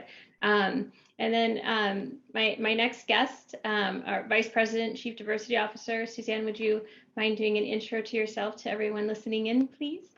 Thank you, Kristen. Hi, I'm Suzanne Vera, the Vice President and Chief Diversity Officer for the New York City School Construction Authority. I come to this job with almost 40 years of city experience in all areas of budgeting, contracting, compliance, MWBE programming. So it's really a passion of mine, as you can tell from my career. I would like to thank Council Member Carnegie for his service and all of the great things he's done to make these programs visible and provide us with the resources we need to make them successful. I also want to thank Commissioner Doris, because he and I co-chaired one of the mayor's committee on MWBEs this summer to bring back our small contractors from the pandemic. And he's always a great partner and supporter of our programs. Thank you, Kristen. Thank you. your list of accomplishments and all you've worked in is quite impressive. So thank you for your service. You were so gracious in your intro, but thank you for your service as well. So, you know, I thought we would just hop right into it if that's okay. You know, we have quite a significant audience of listening in with certified MWBs and those seeking to get certified and looking to really serve the city. And so, yeah, Commissioner Doris, I wanted to start with you if that's okay. And so based on, you know, SPS's track record and or maybe your past work at the mayor's office, or we had the opportunity to collaborate to advance MWBE programs, larger goals. You know, when you have to reflect and think about what advice you're going to give, or what suggestions, or what feedback would you, you know, give to the MWBE community and those that are listening today, and those, you know, with that promise of progress that council member talked about of all the revenue that's going to begin flowing. Yeah, thank you, Kristen. Look, I think there are several things. I'll just touch on one a bit bias here in a sense, sitting here at SPS, because I always tell MWBEs, even though I work back at the mayor's office of MWBEs, is that you've got to take advantage of the resources that are available to you.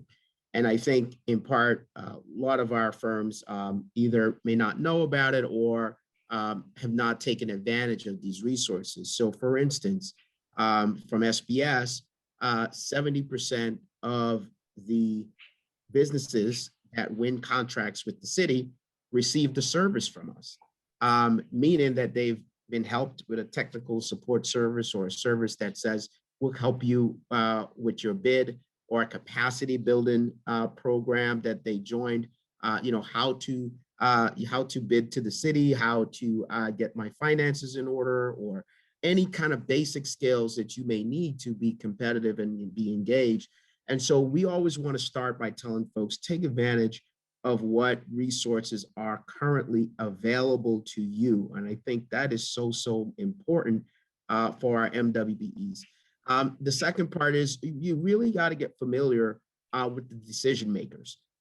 You know, part of the role as an MWBE, you want to get connected to the folks who make a decision on a particular contract. That's the ACOs, the MWBE officers, that particular agency, program folks, so that you can get a sense of what they are looking for.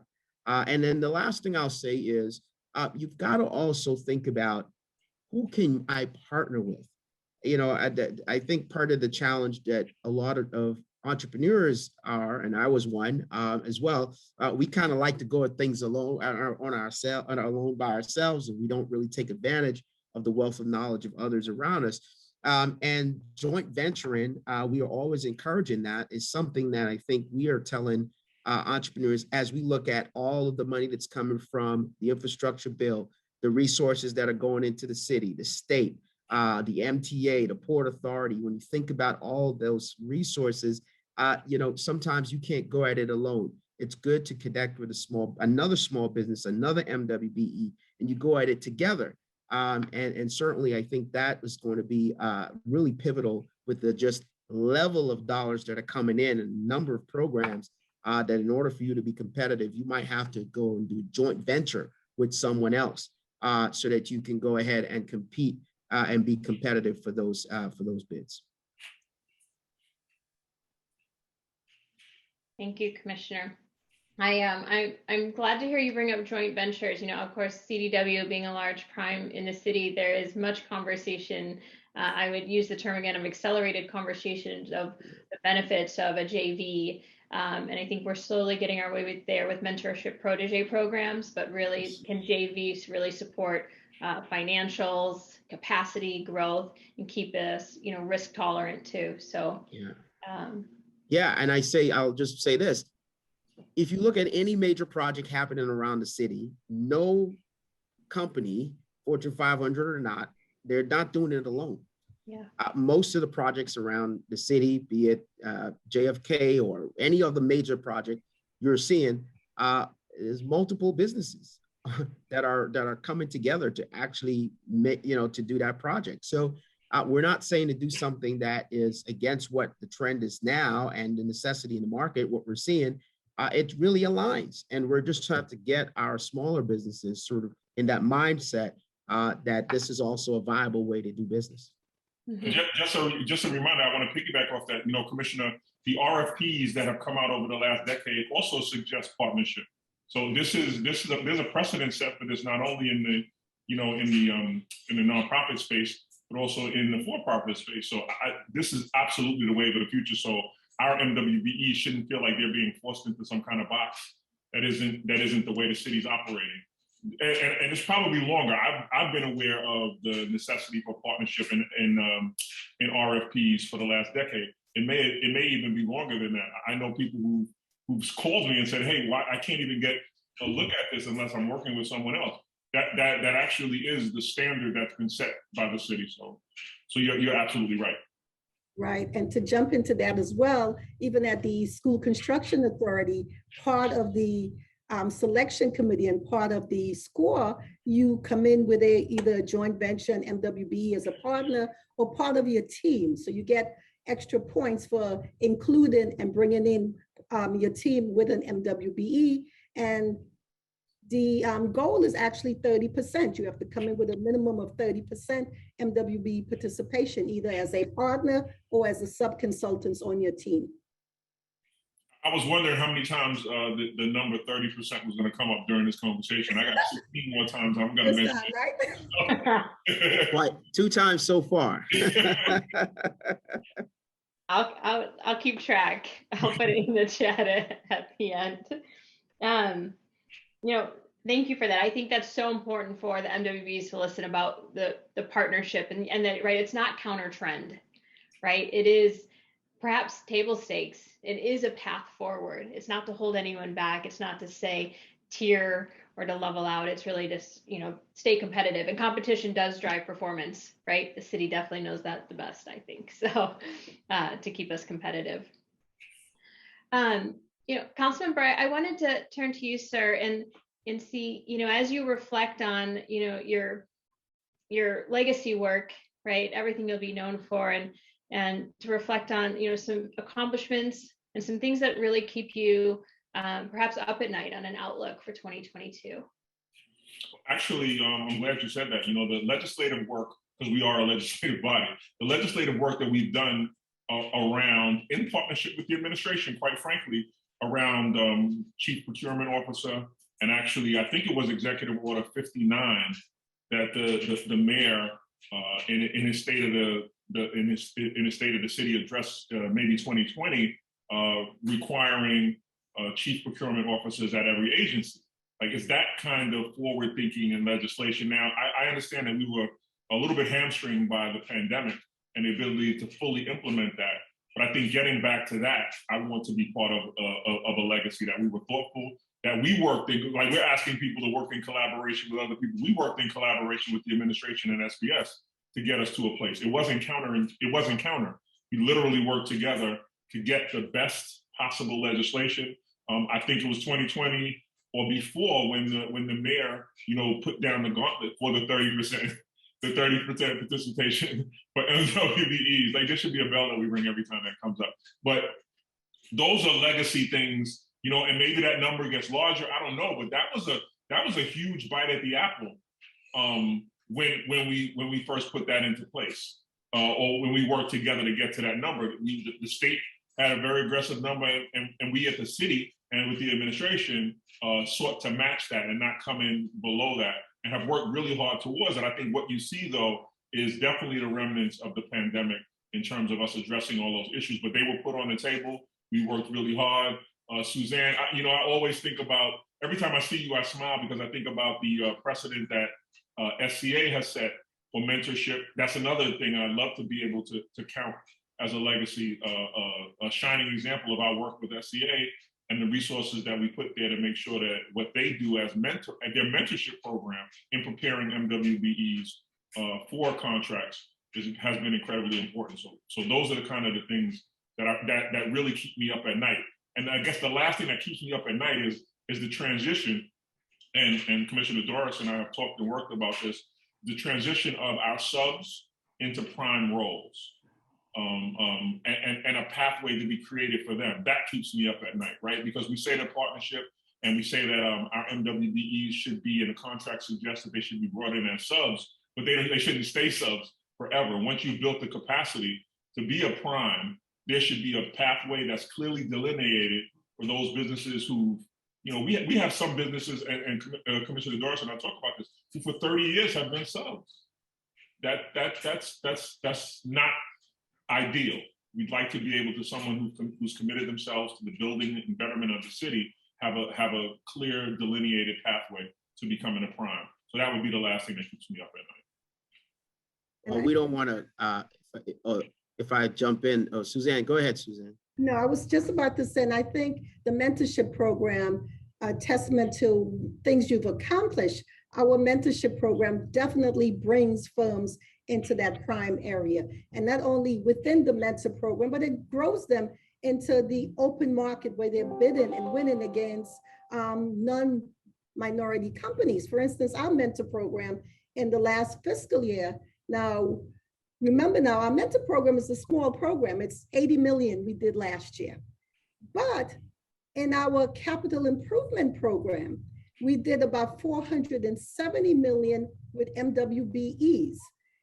And 87% of the MWBEs who won in our capital improvement, which is open market, bidding against everyone, were past mentor firms. So does the mentor program work in growing capacity and moving firms to the next level, which means they are now prime contractors bidding against the big, larger contractors and winning? Yes, they are. And it's proven time and time again when we look at our numbers and we track the program, we track the firms to see where are they going and how well are they doing after the mentor program, because no mentor program is to keep you, is to continue to mentor you forever. It's about moving you to that next level. So you are bidding open market, you are bidding against the larger primes and you're winning. We have mentor contractors, a few of them now, actually doing our pre-Ks, building schools from ground up. That's I wish awesome. I was still here, because the last thing I would say is that if I could leave a mandate for whoever takes the role after I'm gone, it's to continue to fight to get the uniformity between the MWBE certification, one uniform between the city and the state. I think I've heard a lot of that from MWBEs, and I think it's important to have some uniformity, and whoever has the greatest criteria, use that as the benchmark, and allow for people who register for MWBE certification to kind of get a one-stop shop and be able to do the city and the state simultaneously. Yeah, I would just add that just three quick things. One, the council member did not lay out all his accomplishments. I know they're very long, but the one, because I'm sitting in the chair of SBS commissioner, his resources he provided to small business and through our agency really has been unmatched, as him being the chair of the small business committee. So I want to make sure that we echo that through the Chamber on the Go program and so many others. We talk about capacity building, bringing resources directly to small businesses in the community. That was all due to our council members. So we're eternally grateful for the work that he's done as a committee chair. I will also echo the point of mentorship. And I gotta say, I've always said this, I've been with the city 5 years now. I was at the governor's office before I came, and as a chief diversity officer. And when you think about all the resources the state had and Suzanne have, in the sense of how their procurement works and how the MTA, the Port Authority, all these different creative ways that they had to actually engage MWBEs, you come to the city and the city had none of them because of state regulations that stopped us from actually doing it. For instance, when I came on board as the city's first MWBE senior advisor and director of the office, we had a discretionary contracting level of $20,000 while the state had 200,000. So we collectively had to go to Albany and change multiple laws in order to even give the city a fighting chance. And now we're up to 500,000. So we went from, in just a few years, 20,000 to 500,000 discretionary. We're going back and trying to get 1 million because that's what the MTA has. And so, you know, like the council members say, why is there such a discrepancy between the different entities when it comes to not only certification, but what we are able to do? So an MWBE is treated differently from a policy standpoint at the city level, the state level, and the authority level, authorities like the MTA and SCA. So we got to change that. And the last thing I say is we too had to go back to Albany again and get the permission to do a mentor program for the city of New York. And we were able to get it at DDC, Design and Construction. And so we are very excited about that program. We launched it last week, 2 weeks ago. We were able to launch that program, great team there. But these are the things that will get our MWBEs to prime contracting, give them the resources, the training, the skills building, the confidence, and all that they need to actually compete on these contracts here at the city.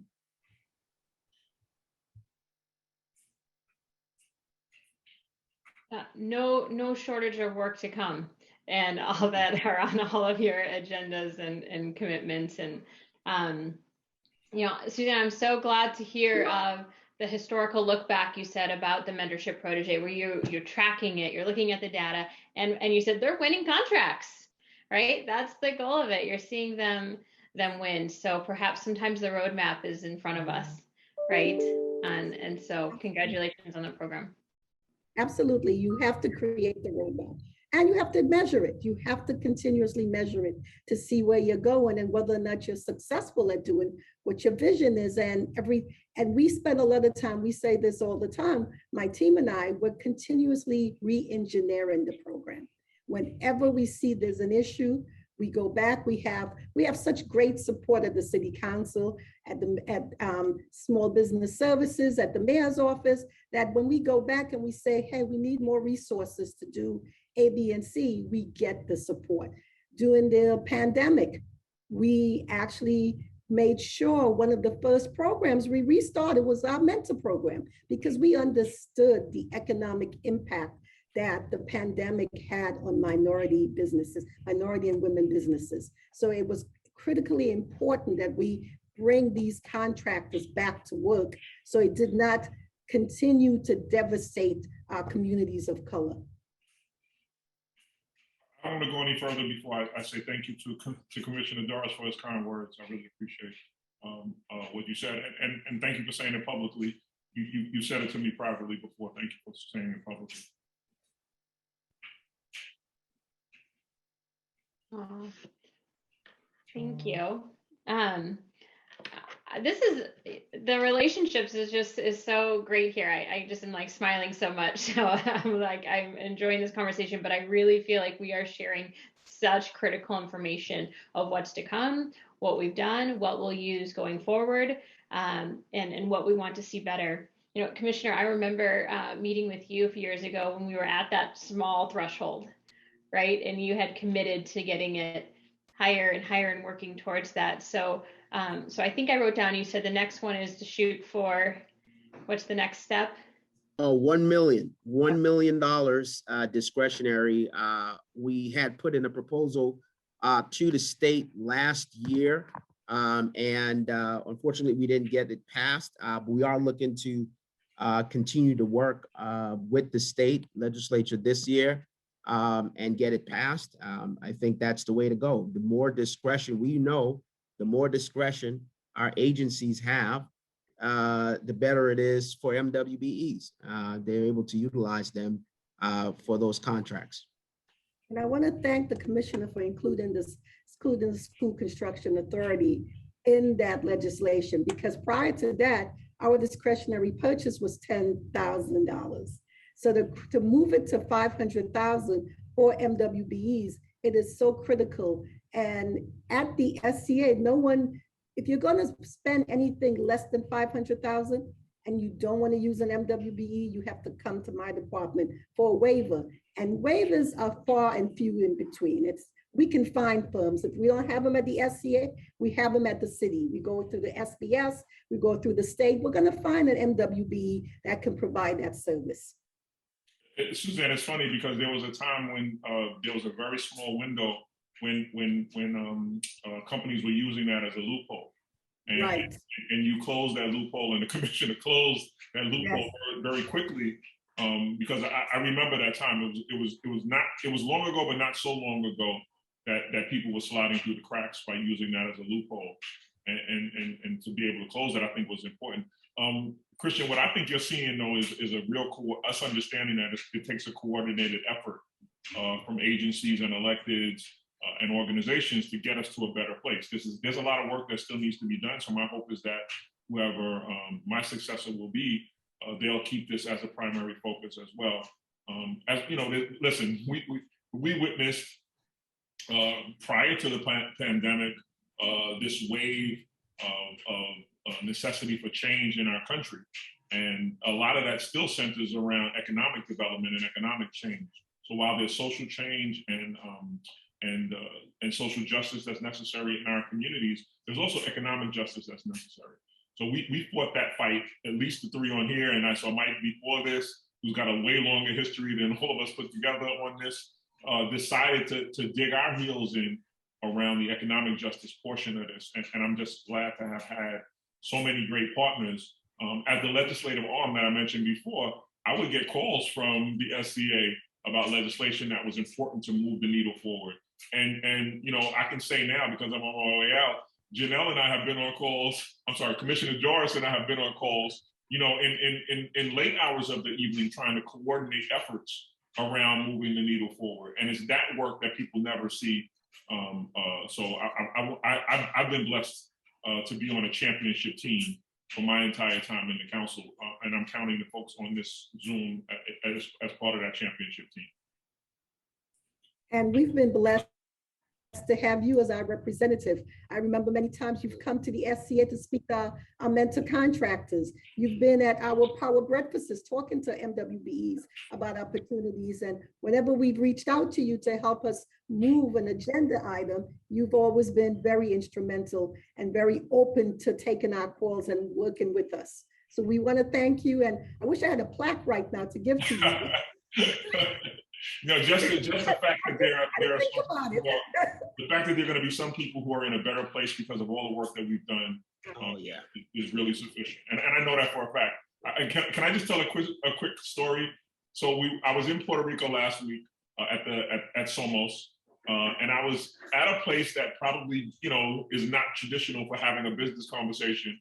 And a young woman came up to me and she said, you know, I want to thank you. I had no idea where she was going, but she said that her and her husband owned a butcher shop in Washington Heights, and because of the legislation that we were able to pass with SBS around commercial tenant harassment, they were able to stay in their building when a landlord was trying to force them out to get higher rents.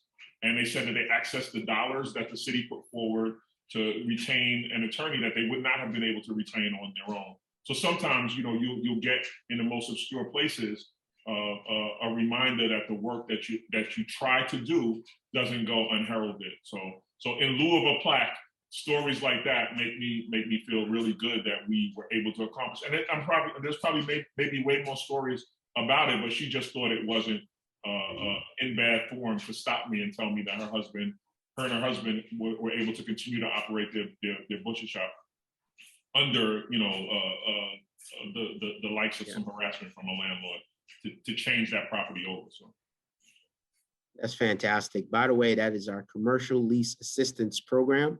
Yeah, we're very excited about that program. It's one of my favorite programs, and we've got over 100 programs here at SBS, but that is one of my favorites. The council certainly had a major role to play, and the councilman mentioned. The mayor upped the dollars. We've got, we started off at 1.5 million. It's now over 10 million. Okay, we're very, I mean, I'm talking about this is real people, real stuff. The majority of those folks who are in that program get help are minority or women-owned businesses. The majority of them are from immigrant communities.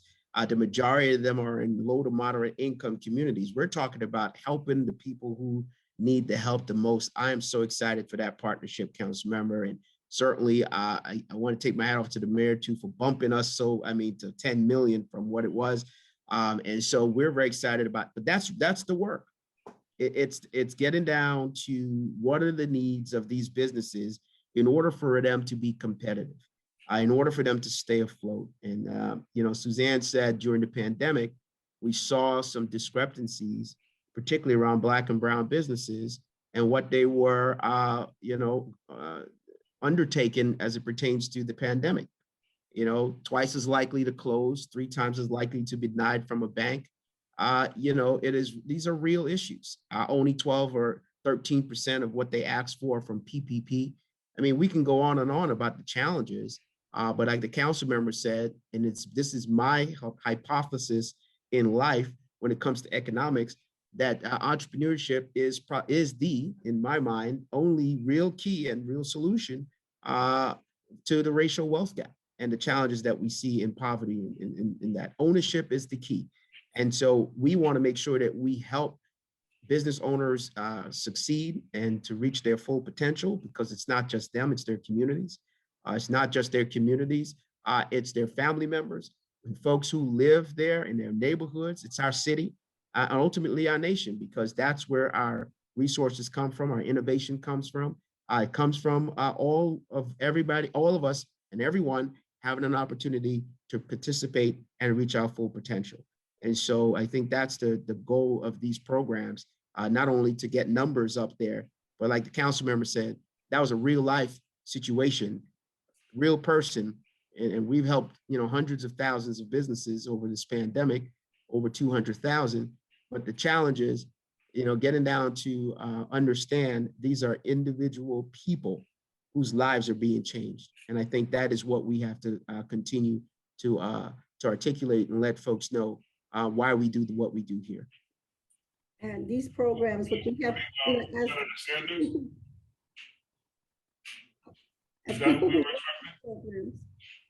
we have to understand that we do this because we really feel an obligation to help to create not just wealth currently, but to create a legacy, to create some succession planning, because we're not just building these businesses for today, we're building these businesses for generations to come.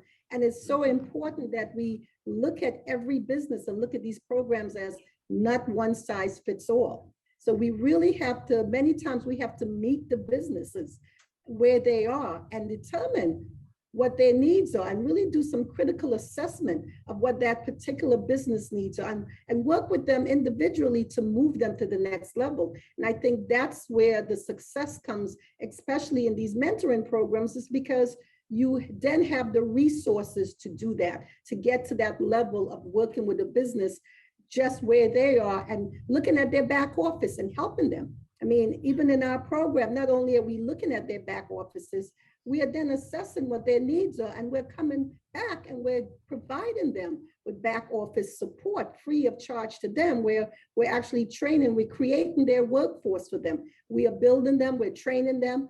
And just because many of our businesses come into government not understanding government procedures, because it is so complicated to move a project from start to finish in government, especially when it relates to construction. We have so many requirements, paper requirements, payment requirements, requisition requirements, submittal requirements, warranties requirements, payment, so businesses, they come in understanding their trades, understanding how to complete the project, what to do as a tradesperson, but they have no clue what the agency expects from them. So as advocates for these programs and for people who run these programs, I think the biggest thing is when we create mentoring program, it gives the agency and the community who are in these programs those type of resources to then work with them on individual basis to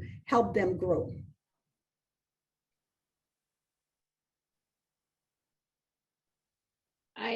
I could not agree more on what everyone has collectively said, and I would definitely agree, sir, Councilmember, of what I'm hearing of the just joint forces, linking arms and collaboratively working together. And I love that you shared that story from Puerto Rico for Washington Heights.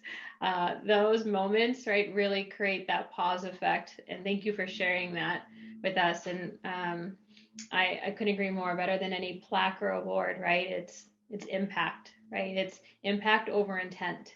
And you three for sure have a commitment to true impact and aren't stopping from what I'm hearing. There's so much more. There's never a settlement. Just keep going and going, and even giving advice to next council. There's a lot of hope and a lot of progress. I was given that. So I got to be honest, like Senator James Sanders, who I got to be in the council with for a time. There's no better fighter or advocate. Assemblywoman Inez Dickens. Like those two kind of pulled my coat when I got into the council. And like, yo, you better lead this better than we left it. And so I'm duly bound to do the same thing to my successor.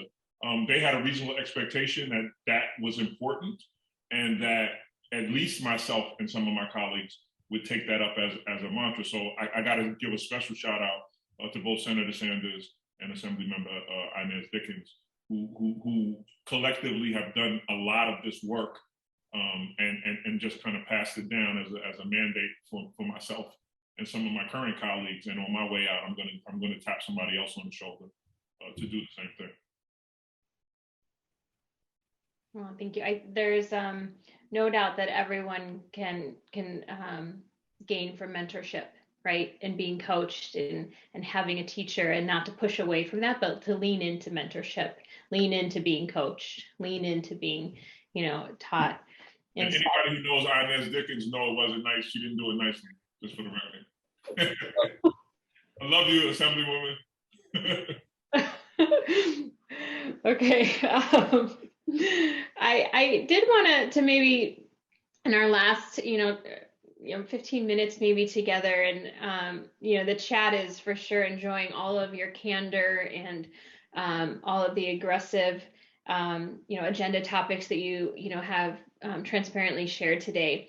I want to kind of have a pause on, how do we continue to help the MWBs that maybe aren't participating in the programs that are out there, that maybe were one of the 3 that got rejected, right, for a loan, that one of the 5 times likely to close and have a hard time reopening. What is the message? Maybe it's unified, individual. What is that? I guess it is that message, or what advice or feedback can we give the MWB community that hasn't been able to turn that corner yet, right? That are still trying to figure this out and showed up today, pen and paper in hand, ready to learn, so that they can, look to the new year with brighter days ahead. The 2 things I would say is take advantage of the mentorship programs that are available. They are a direct pathway to be able to get contracts. I've had a lot of people call me and say, hey, we got our MWB certification and it didn't guarantee us a job, or it didn't guarantee us. And there are no guarantees, but there are absolute mentorship programs that are gold standards. The last panel, I briefly heard Mike Garner from the MTA. Our friends at SCA have set a standard for being able to put people in the pipeline. So I think the commissioner has definitely said it's not just about getting our numbers up in terms of getting MWBE certification, but actually putting people in a pipeline. To do that, please trust the process. There is a process, and you have dedicated public servants who are not looking to get kudos for signing people up for MWBEs, but actually getting them into jobs as subs and ultimately as primes. That is happening now as we speak, but take advantage of those mentorship programs that we've mentioned. So I would tell them basically they should first start probably with SBS, because SBS, that's the front door to almost every agency in the city. They can actually steer them to the best practices, the best agencies based on their skills and what services they provide. If you are in construction, I would say SCA, MTA, those are great agencies to get your foot wet. But even at the SCA, we're asking you to at least have some level of experience, at least 2 jobs. But when you go into the city SBS could actually guide you in getting that city experience even before you come to the SCA. One thing, the reason why with the SCA, we pre-qualify firms. That kind of says to you, you have to have some experience. It's not a lot. If you're an MWBE, 2 jobs, 2 commercial jobs of 25,000. Why? Because you're working in the schools with our kids, and we have to ensure that the technical or the skills that you said you have, you've practiced somewhere else, and you can provide us with references that you've completed those type of jobs correctly and timely. Yeah, thank you. What I would just add to that, thank you for mentioning SBS. You know, we are really the front door to the city's process, both in the certification, the capacity building, the workshops, and all the programs, over 24 that we've created for MWBEs specifically to help you as an MWBE. For instance, again, there are workshops such as selling to government. And then, you know, some folks are not aware that government, we buy a lot of things, but there's some things that we just don't buy. So we don't just put you aside. We have a whole program that will connect you also to the private sector and help you connect with private sector opportunities. We also connect you to the federal government. Our PTech program connect you to federal government opportunities and contracting and the like. So there is, again, a series of programs that we offer, all for free for MWBEs. When you are an MWBE with the city, you are eligible for all of these. When you're a small business as well, we make sure you get certified, we get you into the process. The next thing I'll say to MWBEs is some of the basic things that we see that MWBEs are not doing, such as your passport account. And everybody knows if you're doing business with the city, Passport is really our procurement, end-to-end procurement tool that we use. We need you to get in there and make sure it's up to date. Make sure that you identify yourself appropriately, who you are, what your skill sets are, all those things. Fill out get in there, fill out those forms, and so that when there's an opportunity for business, an agency can identify you as a small business, as an MWBE, and get you connected with those opportunities. We talked about discretionary contracts. That's how they find you, through the Passport system and our directory here at SBS, our MWBE directory. In Passport, they also draft and submit responses to solicitations, right? You learn about awards immediately, execute and track your contract, like what's going on with my contract. So we want to make sure, again, the basic things, but those things that are so important, make sure that your profile is updated in the MWBE directory, and make sure you are updated with your Passport system so that we can find you and that agencies can find you when they're looking for MWBEs, but also that you can make sure that you are taking full advantage of the resources that are available to you here at the city. Thank you, everyone, for again, it's so collaborative. All of you just work together so great, and it's really shining through. And what a powerful group of panelists and leaders that the city has. I love, Suzanne, I might probably coin that you said SBS is the front door. If that's okay with you, Commissioner. I loved that. Absolutely. I'll definitely take I take that and I'll coin it. You don't have to you don't have to worry. I need royalties for that. You gotta give Christian credit though, because Brandon is everything. So make sure you give her credit. Yes, my royalties, correct. I also worked at the SBS for quite some time as well. Prior to coming to school construction, I worked at SBS when the first disparity study came out and started to work implementing programs back then. So I have no problem leaving. All roads lead back. Right, all roads lead back. Yeah, it's so great. Sounds like the front door is open and the programs are just accelerating and growing at record rate, Commissioner. So it's been a pleasure to hear all that you're doing and what you're not settling and all that you're going to do. Thank you. Yeah, phenomenal. You know, I took a note, but I think the conversation flowed. But Councilmember, I did hear real quick your call to action, or maybe a wish or a hope, whatever works for us, of the certification becoming a little more, I guess, simpler, right? Not two streams. And so, you know, I just want to make sure that our MWB community heard that. There was some chat in there of yes, yes, yes, that would be great. So that would be well received in the community. Listen, special shout out to the SBS also, because they did streamline the process. It was a more cumbersome process prior to the most recent commissioner. So big shout out to you. But if we can get that last piece done, and that's not on you, that's a coordinated effort between the city and the state. So that wasn't an indictment of SBS. I just think that, and that's what I've heard. And so if I have any superpower, it is listening to the MWBE community and turning their request into solid policy and legislation.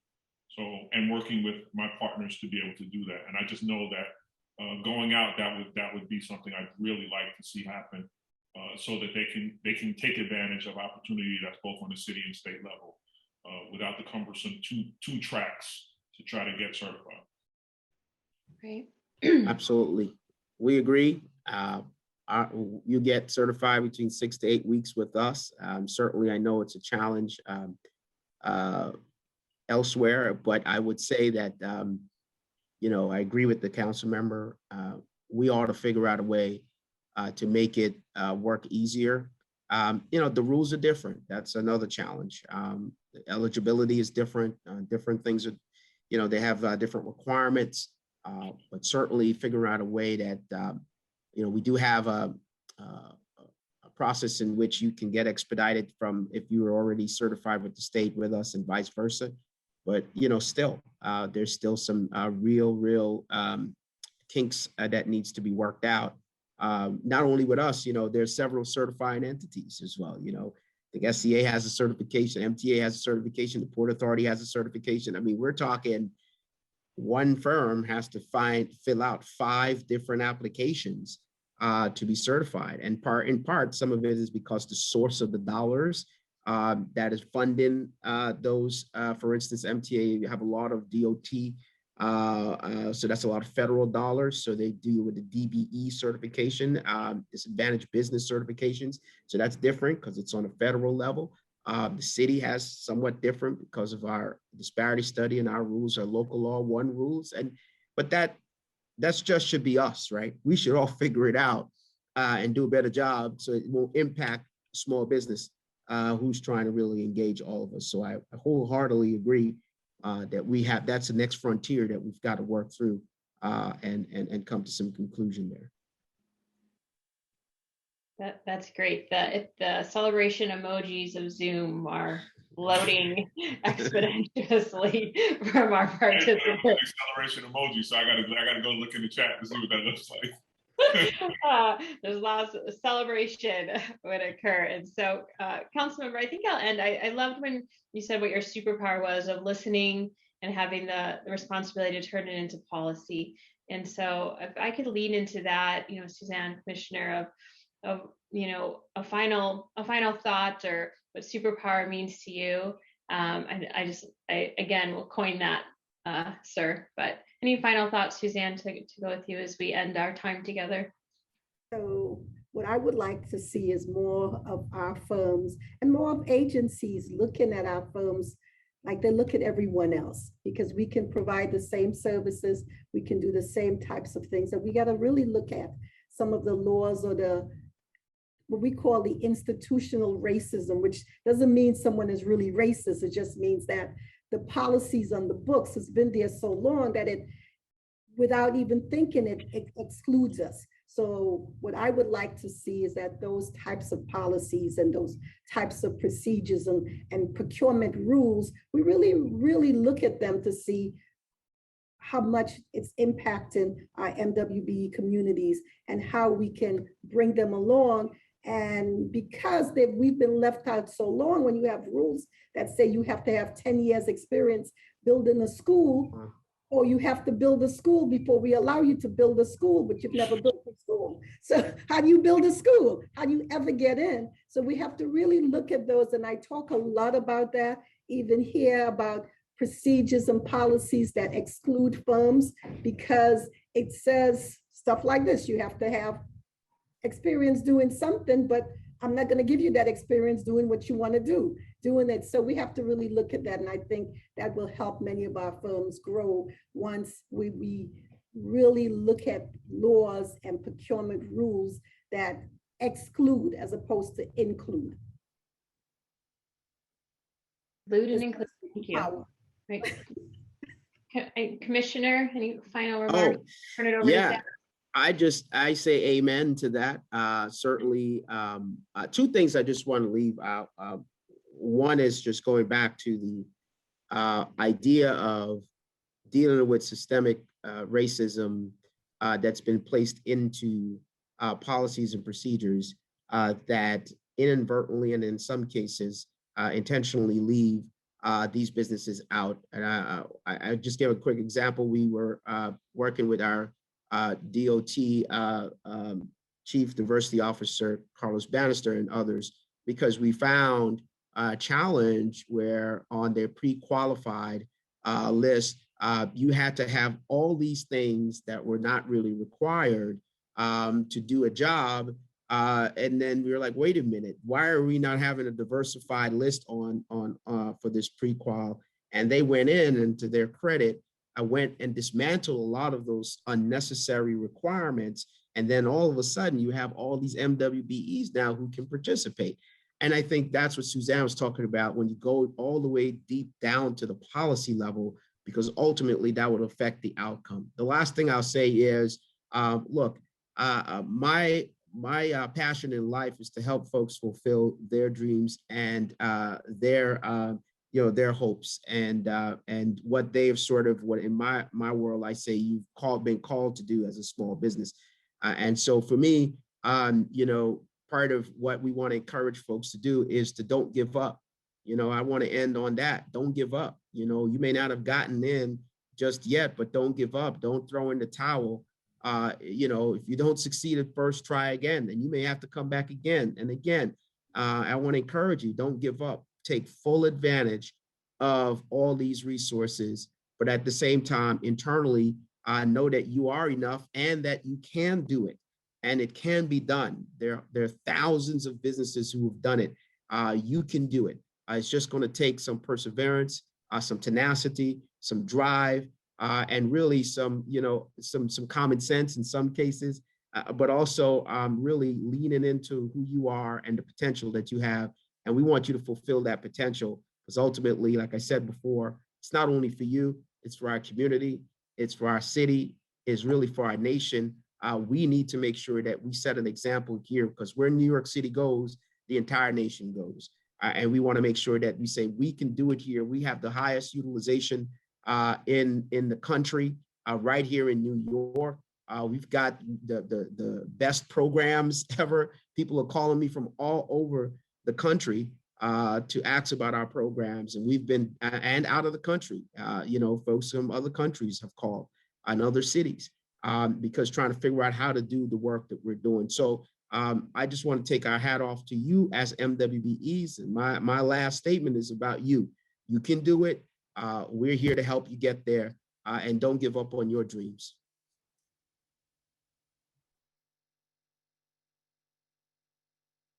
Thank you so very much for such collaboration and just pure heart. This panel is all about. I loved sharing our time together and wishing everybody a beautiful holiday season. So I will turn it over to my teammate, Zach at City and State. But thank you for the opportunity to share time today.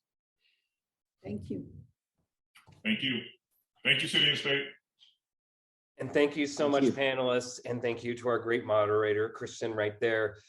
Pure heart was a good way to discuss how this panel ended up. And as you can see around me, we're starting to run out of time during our procurement conference. The sun is setting, but I'm still around for a little bit. Want to give one last shout out to our wonderful sponsors for this event, T-Mobile, CDW, NYC SCA, Constellanets and Think LLP, NISTEC, New York State Preferred Source Program for people who are blind, NIB, and Labor's Local 1010. We couldn't have done it without you. And of course, our great events team here at City and State. And anchoring our final discussion today is one of my colleagues here at City and State, Annie McDonough, who is going to lead a discussion on innovative procurement ideas and fundamentals. Thanks very much, Zach. Good afternoon, everyone. I'm Annie McDonough. I am City and State's Deputy City Hall reporter. I'm very excited to moderate this panel on innovative procurement ideas and fundamentals. We have a great group of experts with us here today who is going to offer insight on how procurement is changing and how to confront new challenges, both from a city and a state perspective. I will just remind the audience, you've probably heard this by now, but if you have any questions for our panelists, please feel free to put those in the Q&A box at the bottom of your screen. We'll be monitoring that throughout the conversation, and we'll try to leave a few minutes at the very end to discuss those questions. But for our panelists, I want to start off talking about the pandemic for a bit. We're talking about innovation, which means looking towards the future, but I do want to spend a little bit of time looking back the last year and a half. Wondering if you each can talk a bit about how you saw procurement processes changing during the pandemic. How did your own agencies have to adjust? How did you see businesses having to adjust? And to what extent did some of those changes actually end up leading to positive innovations? I will let whoever wants to start jump in, and we'll ask you to just briefly introduce yourself as you respond. I'm happy to start, Annie. Great, so thanks. hi, my name is Nick Mendoza. I'm the Chief MWB Officer at the Department of Education. I'm actually relatively new to the DOE.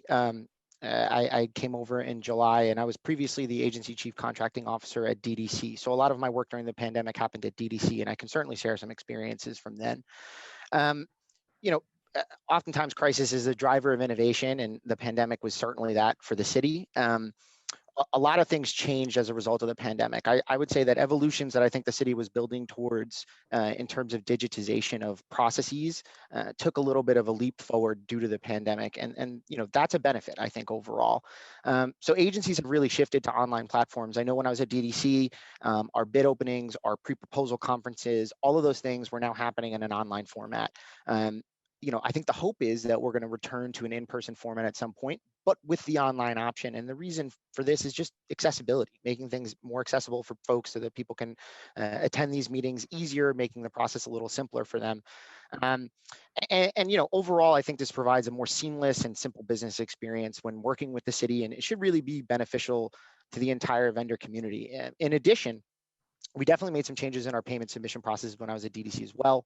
Again, shifting from what are antiquated hard copy processes to more digital processes. So again, understanding those changes and innovations as a vendor, understanding that the way that you're getting paid may be different than it was 2 years ago. Very important for people to make sure they have a grasp on. In a lot of ways, it's beneficial that the city has kind of been in the process of shifting towards Passport, which is this online tool that we'll definitely talk a little bit more about in later portions of the session. But this tool really is foundationally set up to allow us to move into the digital age. So really, I think, as always, crisis drives innovation, and I think city agencies have really changed the way they do business as a result, and vendors have to make sure that they understand these changes and so that they can interact with these agencies in this new digital world. Got it. Thank you. And we will be talking more about Passport later. I definitely want to make sure our audience knows all the tips and tricks to taking full advantage of Passport. Carlos, you're next on my screen. Maybe we can go to you next. Yes, good afternoon. My name is Carlos Bannister, Senior Deputy ACO at New York City DOT and also Contract Diversity Officer. Thank you for having me. Basically, it forced us to do things that we were hesitant to do. We became bolder because we had no choice, right? We wanted to, but we had to. Just like Nick said, we all digitalized, everything was paper format. And also it caused us to forge better relationships with the suppliers. We were no longer a transactional relationship. Once we finished our transaction, we were more invested in them. We had to coordinate with them because the supply and the demand was so high, but the supply was very low. So we had to plan and coordinate with them. It also forced us to digitalize our inventory systems, understanding what we have, when we needed it, and had this clear communication so that the supplier market can provide us with our various needs. Got it. Chris, how about you next? Great, thank you, Ann. I'm Chris Burke. I run the Preferred Source Program for New Yorkers who are blind. And from a vendor perspective, right, we're a vendor network. And the pandemic disrupted supply chain, disrupted people's transportation, getting to work, quarantining, self-quarantining. But it made us take a real hard look at our supply chain, right? Prices drive, if everything's based on price, it drives it down, and things are coming in from overseas, and all of a sudden that shut down. It forced us to really look at opportunities to onshore, opportunities to look for partners. And it also forced a closer relationship and a lot more dialogue with the customers, with the city and state agencies, because we're trying to figure out this problem together, right? We're facing a crisis. How are we dealing with it? And it brought us a little closer together. So now we're paying a lot more attention to what inventory is out there, what partners, different potential sources for products and services, and also changing how we do things, working remotely, taking some chances. I think Claude said earlier that we wouldn't do normally, but we were all trying to respond to the crisis. And it made us take a real hard look at our supply chain and our relationships with our customers. And finally, we have Wayne here. Hi, good afternoon, Annie. And definitely thank you, and want to thank City and State for having me on here as well. My name is Wayne Lambert, the Chief Diversity and Industry Relations Officer here at the New York City Department of Design and Construction by way of the Mayor's Office of MWBE.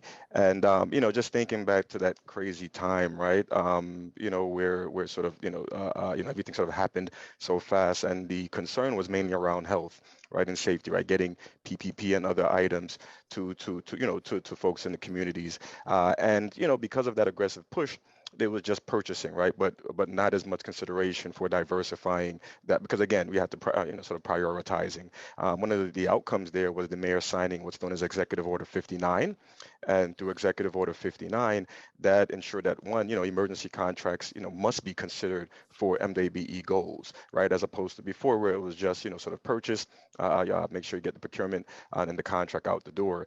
So then that executive order came. It also led to every agency having a chief diversity officer. DDC was one of the first agencies, if maybe not the first, to have a chief diversity officer years ago, which was my predecessor, Magley Austin, who's now head at the Mayor's Office of MWBE. And again, during that time, again, Executive Order 59 led to that push for every agency to have a CDO.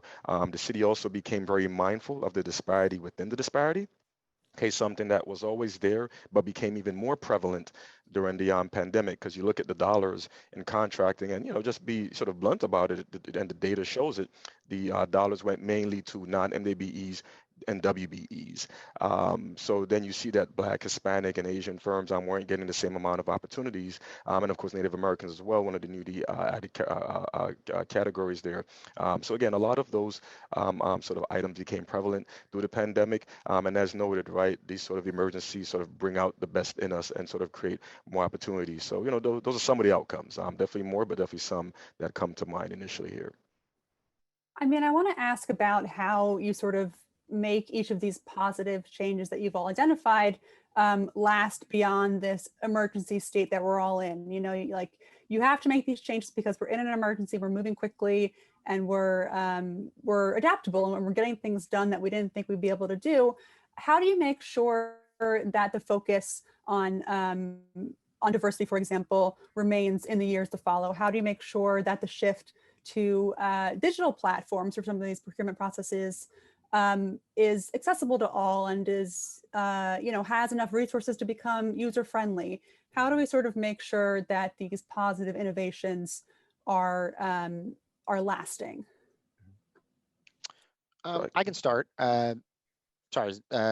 So regarding some of the things we talked about in terms of DOE and DDC, I mean, a big part of it is ensuring that we put the proper process in place to make sure that we can continue doing these moving forward. Ideas are great, the shift to this digital way of doing things is great, but we need to put the process down in place to continue doing it moving forward. Understanding the digital resources we have, making sure we can continue to leverage those, and socializing these sort of cultural changes that we've been making over the past couple of years, making sure that everyone's comfortable with it on the city side, and ensuring that the vendors understand it on their side, I think is really critical. I'll leave it at that. Yeah, I think you have to create SOPs, standard operating procedures, and make sure that the policies, we also have to evaluate, because some of these things in the pandemic, we talk about the wonderful new things, but sometimes these things didn't work either. So we had to modify and be very nimble and be very flexible. Here at DOT, one of the things we did, we realized we spoke to the community, the NW community, and the various organizations like CBAC, Black Architect Engineers, and various firms, and see what we can do and what policies we needed to change. And we made those changes collectively and created partnerships. So those are some of the things I think that we will do to keep and ensure that we will continue to progress forward. Yeah, sure. I'm sorry, go ahead, Wayne. I'm sorry. I didn't mean to jump. Hope I didn't jump the line there. But basically, just to piggyback off of some of Carlos's points, definitely, right, being more flexible, right. I'm pretty sure all of us, sort of 9 to 5 stopped existing, right? If any one of us did that, even prior to the pandemic. But you pretty much engaged vendors nonstop. I mean, I could remember Friday evenings, when normally you'd be out and about at 10 o'clock in the evening. I'm on calls with MWBE vendors, right? Really listening to the concerns and really figuring out, what their issues are, and really trying to sort of tackle those right there, sort of at the forefront. So I think that's sort of opening up for the be more flexible. Definitely, that was something that came about, right? And that has continued, right? Because we're back in the office, but we're still, I'm sure many of us on the call are still, after sort of hours, still engaging vendors. So I think that's actually a plus. I mean, obviously we have to make sure our mental health, we stay sane, but but we do take as much opportunity, take advantage rather of the opportunities to engage vendors, sort of in this broader span of time for engagement. Yeah, I was going to say, keep that communication, those lines that were established, because we're relying on, responding to that crisis. But also the vendor community needs to keep talking to each other too. Where are the partnerships? Where are the opportunities where we can work together? Commissioner Doris talked about it in the session before. Partnerships, flexibility is going to come by working with another business that's going to have the complementary service that you can provide and go forward. So I think that's very important too. We got to keep that going forward. And I'm sorry, Chris, you made me remember another point here, right? In terms of vendors being flexible, right? A lot of vendors shifted their business model or business approach during the pandemic as well, right? Being able to adapt to this new environment, to be able to maybe provide PPE when they provided other goods or services, right? Changing their stores or resource shops, their warehouses rather, to be able to obtain and sell different products. So I think for the vendor perspective as well, they also learn to become more flexible and have that in mind going forward. And Chris, I do want to talk more a little bit later about how vendors can partner. But Nick, you mentioned Passport, and one of the biggest changes and innovations, I think, with New York City's procurement process is this shift to the online passport portal that businesses use to participate in opportunities. There's a lot to talk about with Passport and making sure that vendors know how to take full advantage of it. But I'm wondering if those of you on the city side could sort of, for those in the audience who don't know or who are just sort of getting acquainted with it, can you explain what the benefit is of Passport, and why is this going to make contracting easier? Sure, I can start. First of all, the move to a digital system makes things easier from a tracking and reporting standpoint just in itself. And that's a huge benefit to having the Passport system. But in reality, Passport is centralizing procurement and contracting actions really in one place for the entire city and for a large part of the city. And the intention is really to create a more uniform experience for vendors, even when they're interacting with various agencies. Right now, the experience dealing with various agencies can seem very foreign, very different. And while agencies are still going to maintain their individuality to a degree, this system is going to bring together the pathway for vendors to interact with the agencies. So again, streamlining, I think, the overall procurement process and centralizing where people can find those procurements. One of the really big innovations that I think Passport has brought was even prior to the procurement platform that's rolled out, which was the first platform that Passport rolled out several years ago, which is really the replacement for the old antiquated Vendex system. Vendex was a paper-driven process. Every time we award a vendor, we have to do a background check. When it was paper-driven, you couldn't even submit a filing until you had an award ready to go. You can imagine that slowed down the process quite a bit. That doesn't exist anymore, and that's something that vendors need to understand. You can go into Passport today, submit your filings, and be ready for award. Doesn't mean things won't come up that you won't have to address, but you can be much better prepared to get through that process. And let's face it, you get through the award process faster, you get through the execution process faster, you get paid faster. And that's, I think, really what everyone's pushing to do. So a lot of benefits coming from the Passport system, most of it being streamlining processes that really took a long time in a paper-based system. Yeah, I also piggyback. One of the things I love is the transparency from Passport, that the vendors can see where their procurements are. They don't have to call Nick. They don't have to call me, Wayne, or Chris, or anybody. They can go and see actually where their contract is and where it is and where is it held up, and hold us accountable. The second thing I love is the information sharing. Back in the days, I had to just solely start what we call the responsible termination all by yourself as an agency. Now I can pick up over where Wayne picked up off, or Nick, and take some of the information and the research they have done. So that has speed up the process internally where agencies can collaborate more. I might be doing an RFP that DDC might be doing. I can take some of their RFP language and make it our own. But now I think that helps speed up the procurement process. And I'll add here from a city's perspective, as sort of touching on the points that have been mentioned about, being centralized, right? One of the other sort of benefits or pluses, if you will, right, for vendors, and even I guess incentive for vendors to sign up, is the fact that all of the city's discretionary opportunities will be housed in the Passport system. We get those questions all the time. I'm sure Carlos, Nick, you can relate. Vendors always say, how can I learn about discretionary opportunities, right? If you're not in Passport, you're not going to learn about those opportunities at all. So you must be registered in Passport for the vendors out there. So definitely a lot of positives there. And there's more sort of iterations of the system to come, but it's definitely taking us in the right direction in terms of centralization and better agency coordination. For people, oh, sorry, please go ahead. I'm sorry, for a small business particularly, the long process in procurement's daunting enough. So speeding that up and getting information centralized can be critical for the survival of small business. And for small businesses, or for businesses who are just getting started out, or who are maybe not used to using an online system, what kind of opportunities are available for business owners to learn about how to use Passport? Are there like trainings, things like that? And in addition to that, how do you make sure that this portal is not going to disadvantage anyone without easy digital access or digital literacy? Do those lines of communication, those more traditional lines of communication, still remain open? I'll start with a few lines, and my colleagues can definitely jump in. I will say the team at the Mayor's Office of Contract Services, I know for those who may have been on earlier, we had Jennifer Geiling on. Definitely the team at Mox, great support system. They have a help at Mox.nyc a helpline, and from talking to vendors, they usually get responses back within the hour or within the day, which I think is a great resource. There's also resource information on the Mox website.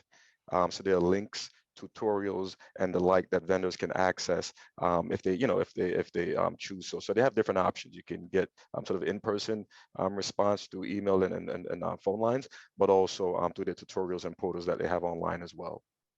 Yeah, and I'll echo some of that. I mean, Mox has been fantastic in supporting the vendor community and understanding the system, and have done a tremendous job providing guiding documents on how to use it.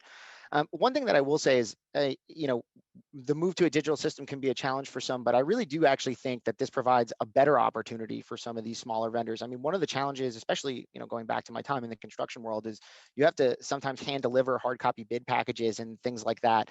Requires people to be out of the office, requires you to have people who can go deliver bids, requires people who can go pick up bid drawings. So moving to an online platform, I think, is making it easier for smaller businesses to really compete in this space. It means they need less less staff, it means they need less resources. So I think those are really, really big advantages. And you know, again, Mox has been tremendous in supporting vendors and understanding and utilizing the system. And we're here too, right? I think Mox did an excellent job of training us to help, to work alongside them. So many of the questions that many of the vendors have, they can come to us, the agencies in themselves, and we were able to guide them. And where we can't guide them, we also have help at Mox. And one of the things I love, even sometimes, I love just the videos. I think they actually have a learning curve. You're not a person who like to read and manuals after manuals. They did an excellent job of providing visual learners and giving them opportunities so they can understand quickly. And if you don't want to read a manual, they have like these one quick sheet of documentation. So they did a great job of diversifying different ways of how people can understand and learn on how to use Passport. Any sort of like best tips or tricks to Passport that you would recommend that you haven't mentioned already? Well, one thing I would say, yeah. Yes, patience helps. It's a new system. But one thing I'll say is just don't hesitate to go check the system out. Even if you're a new vendor, even if don't think you're going to be doing business with the city, business with the city next few months, get in that system, access it, fill out your commodity codes, make sure you have your profile updated, get all your filings in. Again, being prepared is a big part of the process. If you're prepared when opportunities come up, your level of effort goes down. So get in that system, submit your filings, get yourself filed away. And when opportunities come up, you'll be a big step forward already. Yeah, I think the whole thing is you first got to get an NYC ID. And after that, then you do the vendor enrollment.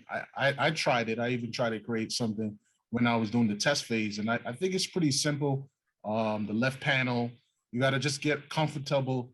And if you don't get it the first time, keep trying and just be very patient. And like Nick said and Wayne said, just ask for help. Don't be afraid of help because many people are having the same issues. And also check out the FAQs. They have wonderful FAQs of things, frequently asked questions where it's kind of, you don't even have to reach out. The answers is right there so that you can easily navigate.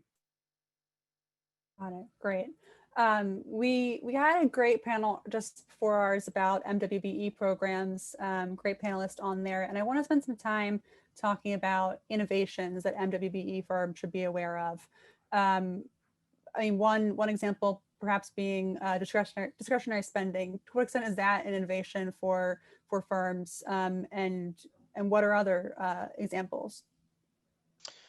Yeah, I'm happy to start there. So obviously, many people may know that the city was afforded a discretionary spending rule with MWBEs, allowing us to do targeted MWBE procurements up to 500K. DOE was a little behind in that. However, we now have access to that rule as well. And it's a really fantastic tool for a number of reasons. So one thing I want to say is it's fantastic for MWBE vendors because obviously it provides an opportunity for MWBE vendors to compete in a space against other MWBE vendors. So it's a great opportunity to kind of build your skills, even in just submitting bids and proposals. And it's an opportunity for them to kind of learn and grow.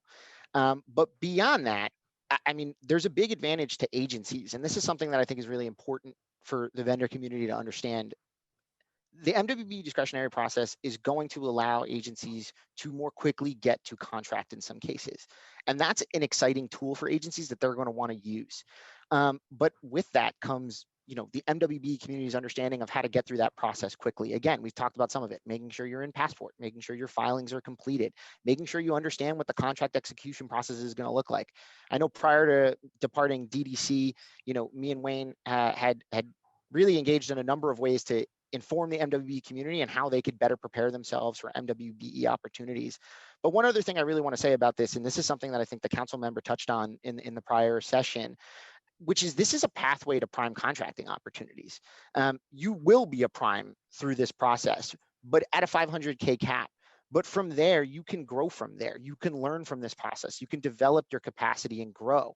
And that's what we're looking to do with the MWBE community so that you can then take the step forward to those larger public procurements that the agencies are letting. So, I can't say it enough. I can't understate how important this method is and how pushing for $1 million, just like Commissioner Doris was saying earlier as well, is going to be super important. So those are all just really important things to think about with the discretionary spending community. And like I said, at DOE, we intend to have a robust discretionary spending program, and we're building it from scratch right now. Yeah, I think the NW discretionary spend, it's like a growing, it helps you grow. Every NW is at a different space, especially financially. They have a different financial capacity. And I believe the 500,000 has helped many people grown that I've seen in our case where some who just started out, like Nick said, they just started out 500,000, then they went to subcontracting. And after subcontracting, now they're going to prime contracting. It's less risk on the NW community. And it also, those for us, we can take more risk as an agency for 500,000 rather than $1 million that's in charge of public safety or something like that. So it helps the agency to have some type of projects and an avenue to help introduce the MW community to government contracting. And I'll add to that, more so to build the confidence of them to be easy there. Within DDC, we have a separate Office of Diversity and Industry Relations and an ACO contracting shop. One of the things we talked about procedures earlier, we put procedures in place that ensure that, the Office of Diversity and Industry Relations serves as a gateway for those opportunities, right? They get the opportunities to get screened through the Office of Diversity and Industry Relations, separate from the contracting shop, to ensure that when those procurements go out, MDBs, the right MDBEs or different MDBEs are getting access to the opportunities, not just the same MDBE. So, sort of from the flip side there, agencies definitely take advantage or definitely try to, sort of maximize the opportunities for a broader range of MDBEs. What, we've also talked a bit about sort of mentoring and apprenticeship programs for MWBEs, sort of thinking about innovations in a broader sense. What kind of programs exist for that in the city or state? I think for this one, I should probably start for this one. I was going to say, Wayne, this is all you. Yeah, it's all you, Wayne. So definitely, super excited. You see the smiles that this has brought about. This is a super exciting program that we have. DC launched our mentoring program this week, this past Monday, and we've already had a ton of applications come in. But as noted, the authority, DDC was given the authority to create a program similar to that of MTA and SCA, right? Those are successful mentoring programs, and we've modeled our program, like those programs where there are different tiers. So essentially, it can ultimately turn out to be an 8-year program for MDBEs. There's two tiers. The first tier is a 4-year tier where MDBEs, again, they apply, get into the program, they have access to designated contracts for the program. So we're targeting specific trades, but looking at the range of projects up to $1.5 million. So that's the tier 1 threshold. Vendors then have the opportunity to graduate into a tier 2 level program for contracts up to $3 million.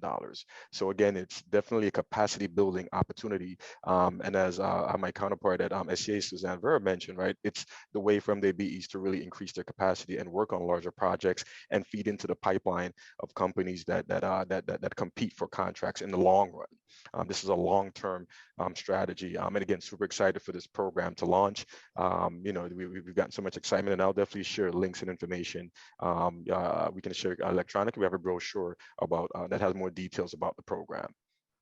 Yeah, I was just going to follow up there. You mentioned there were a lot of applications in already.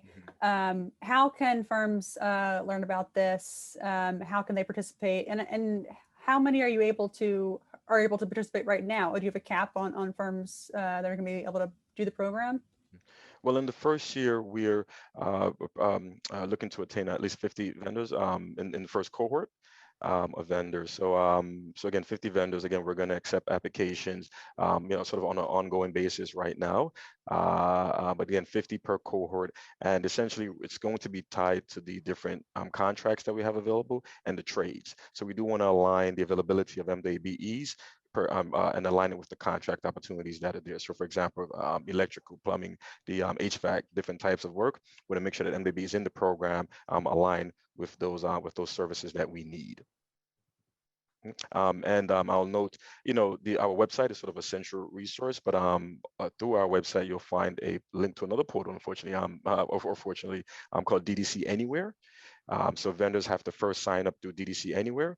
Once sign up there, you can check a box and express interest for the mentoring program. Then you'll be tied to a link to the application for the mentoring program. But definitely visit our website. And again, I'll share electronic brochure that you can definitely share afterwards, Anna. So make sure everyone has the information. We just got a question about where to submit applications, so we'll definitely get that link from you and get that sent out to everyone. Chris, I want to talk a bit about the state's preferred sources program. What should businesses know about how they can participate, how they can partner in that program? Well, the preferred source program is designed to get at the chronic unemployment levels of people with disabilities. And for our agency, it's individuals who are blind. Unemployment is around 70%. So it's designed to get those people into the workforce the best they possibly can. And we do that through manufacturing and through providing services to state and city agencies. So we're always looking for a supplier network, and we're always looking for partners so we can procure items that might go into a kit, might be materials that we're going to convert into a finished product that we're going to be selling ultimately to city or state agencies, or providing services, call center, document imaging, construction, things along those lines. So we're looking for more reliable. We want to be onshoring. We want New York State job growth. We want local suppliers and partners to make us less vulnerable. We're a small program, and every time anything comes in from overseas, we're stuck in the middle. There's much we can do. So we've had success talking to MWBs in New York about being suppliers and being partners. And when the supply chains have broken down, right, during the pandemic, our local suppliers are the ones that have been able to keep going. And that has been a big success. So we look at it as, let's do more. Our goals are really kind of the same. Let's get people who have not been part of the program in the past, not really had the benefits of procurement, and let's go forward and get in the game and create more. And so people can take care of themselves, buy houses, and take care of their families and all the other things. So we want to look at partnerships. So reaching out to agencies for the blind, there's 11 agencies across the state. Agencies for the disabled, there's hundreds, all participate in this program. And we're looking to do the same kind of thing. Can we shore up our partners? Can we get a good supply chain? Can we create jobs and economic growth in New York State? Another piece that we do is we have corporate partners. So in one direction, an MWB can be a supplier and a partner in that way.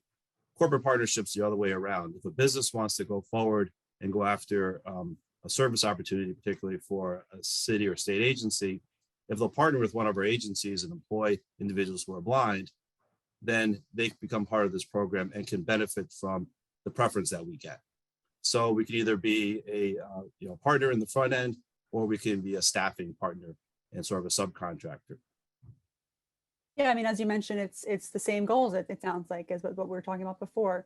I want to point out, Wayne did share the link in the chat for the mentoring program, or actually, I think that might have just been sent to the panelists. I'm going to share it with everyone, just to make sure we don't forget that. So that's in the chat now, if you want the link to DC's mentoring program. We have a little bit of time left here. I just want to remind anybody in the audience, please feel free to send any questions to the Q&A box at the bottom of your screen.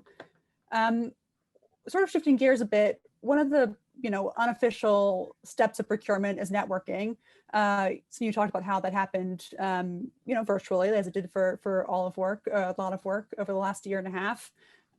I'm wondering if you can talk about what that looks like now virtually, and coming out of the pandemic, as some things return in person, what steps should potential contractors be taking to make sure that they're getting in the right rooms, in front of the right people, even if those are virtual conversations? How can they keep up that networking at this sort of in-between stage of the pandemic here? I could start there. Obviously with the pandemic, a lot of in-person events have been limited. We're still not doing in-person sessions. And that limits your opportunity to kind of mingle with people, kind of at the coffee table and kind of make those connections that people traditionally made. So I think your strategy has to change a bit. I think you have to be more prescriptive about your outreach. You have to be more specific about the people that you're reaching out to. You have to understand the procurement shops, how they work, and who to contact there to get information about potential opportunities. It has shifted a little bit of the onus on the vendors, but as the city moves forward with digital systems, I think it'll improve the transparency and make that process a little bit easier. Beyond that, as a specific plug just for DOE, my office, the Office of Supplier Diversity, our goal is to build bridges for MWBE vendors within the DOE. So if you're looking to get your services marketed to the right people, we want to assist and we want to help. You can reach out to us at mwbe@schools.nyc.gov. You can reach out to us. We'd love to just have a conversation, understand what services you provide, and understand what we can do to help support you. So that's one way that the DOE is going to be attacking building bridges over the next few years. But again, just making sure you're reaching out to the right people within the ACO shops, within the procurement shops, making sure you understand where solicitations are available. And it's really going to be the onus is going to be on the vendor to chase down those leads. Yeah, I'll piggyback. Got to build your digital presence. Most of the communications now is through Zoom. We just had a video presentation, and one thing I would recommend is that stay away from long, drawn out PowerPoint presentations. I think that kills us on our end. I had one experience recently where this MWE vendor, they did an outstanding job. They had like 1 or 2 slides, and they pretty much had a video to show us what they do, what they did, and it kind of captivated all of us, so much so that we're now excited to find out how can we use the product. Talking it is one thing, but visualizing it is something I realize we're in this day and age, we need to see it. And I think one of the things is the PowerPoint slides sometimes are overkill. I think digitalizing, having videos to explain and be creative and showing us how it's done and how it can be beneficial would be something I think is the next step to move forward. Thank you. And I'll add definitely, some great points brought up here, right? But there are some things to continue as well. So for example, the city still holds like pre-bid conferences and pre-award conferences, right? Those conferences are virtual. You still sign up for those conferences. You still get access to the sign-in sheets. You can still connect with the different prime contract. The winning contractors will be on that list in many cases, or you'll find other contractors you can network with, right? So you definitely want to sort of keep that going. You definitely want to learn your agencies. Like if you're on this call, you'll learn that, okay, if you're sending something to a DOT, do not send a long presentation, right? So you do want to learn your agencies, right? There are no, and I say it jokingly, but also seriously, right? You do want to learn the agencies, slightly different styles, and in some cases, also you do want to master the mute button. I think I finally got that down pat here, but definitely, again, in all seriousness, you definitely want to be flexible. You definitely have to continue that theme, right? Being flexible, virtual spaces, even when you attend virtual conferences, right? I've learned a lot from attending virtual conferences with the breakout rooms and how that can be effective, even from an agency standpoint, how we might be able to do something like that in the future. So there's definitely benefits across the board to the virtual space. You can probably attend more sessions now because of that, right? There might be 3 sessions in a day. Previously you would have to maybe commute, takes up time. Now you just jump virtual, or in some cases you're doing 2-3 sessions at once. I know I've been in 2 or 3 sessions at once, jumping from session to session. So there are definitely some benefits that we can all take advantage of, and the vendors should definitely take advantage of as well. And it's easier to do follow-up, right? Because it is virtual. You can reach so many other people that are at that session or follow-up, and you really got to take advantage of that. Mm-hmm. It used to be, right, you're saying you go back to your office, you go back home, go through everything, then reach out. You don't have to do that now. Do the same day, just go right back on and reach out. And don't be afraid to reach out to other, from a vendor perspective, larger vendors or vendors that have got more traction, and learn from them and be a part of their bids potentially. Mm-hmm. Yep. Carlos, you mentioned you were impressed by video demonstration. Are there other sort of means of outreach or communications the rest of you have found from people that were surprisingly effective, or just ways of meeting with people? Are one-on-one Zooms as productive as these sort of group information sessions? What's been surprisingly effective in your view during the pandemic and virtual conversations here? One of the things I realize also is be very specific. Sometimes people's emails are so long and drawn out, especially in the NW community. They're just saying, look, I notice they see the problem that we're having, and I love that. They see, they're very innovative and say, okay, I see traffic lights. They keep going out. I have a product that can help. I have a new bulb, LED bulb that lasts longer.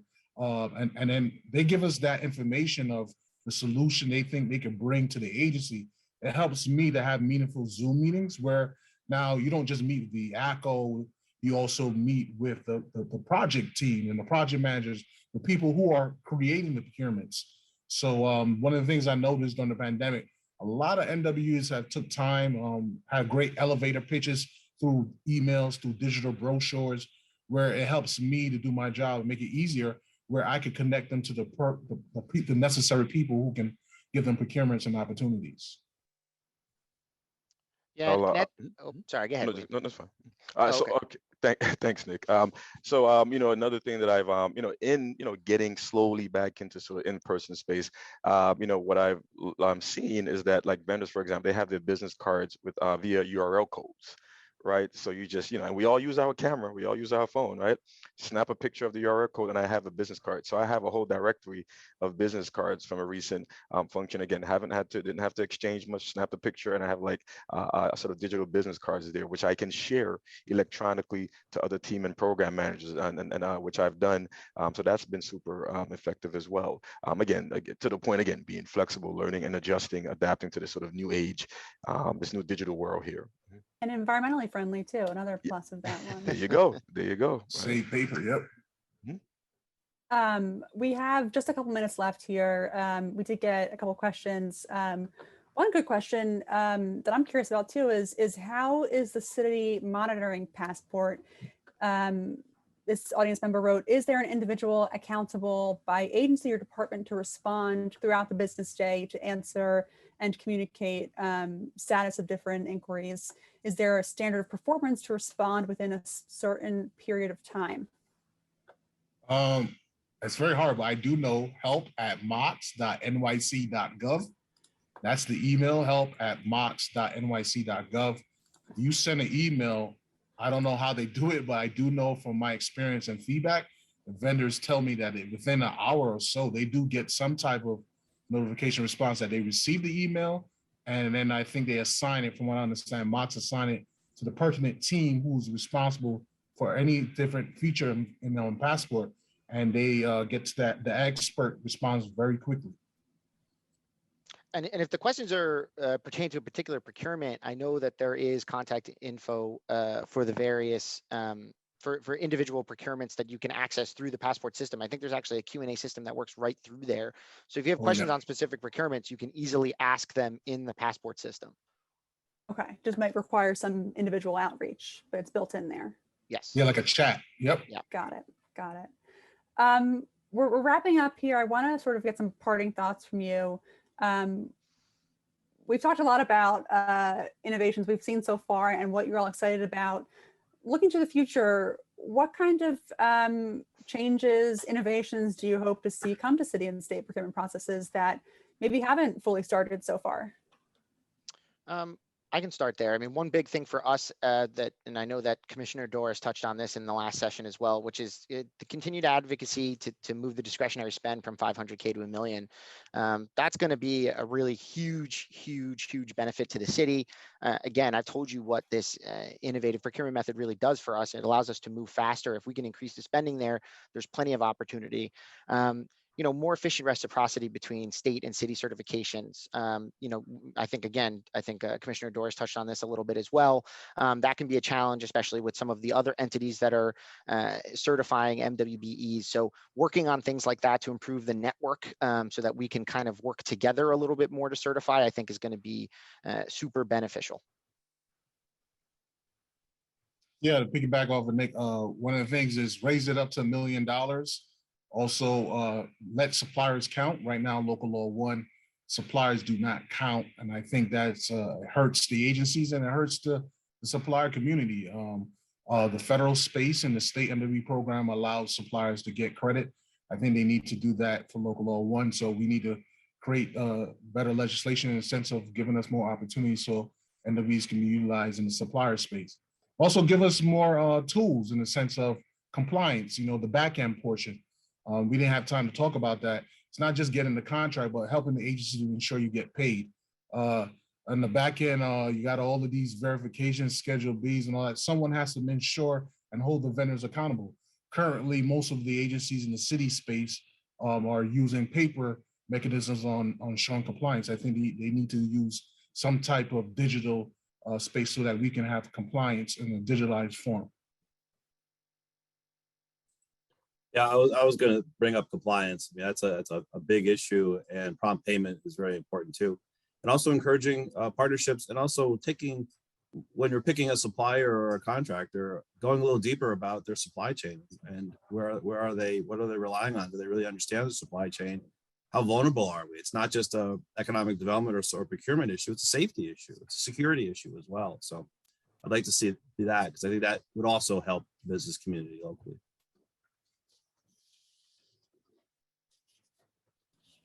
Anything, Wayne? I'm not sure if you are muted or not.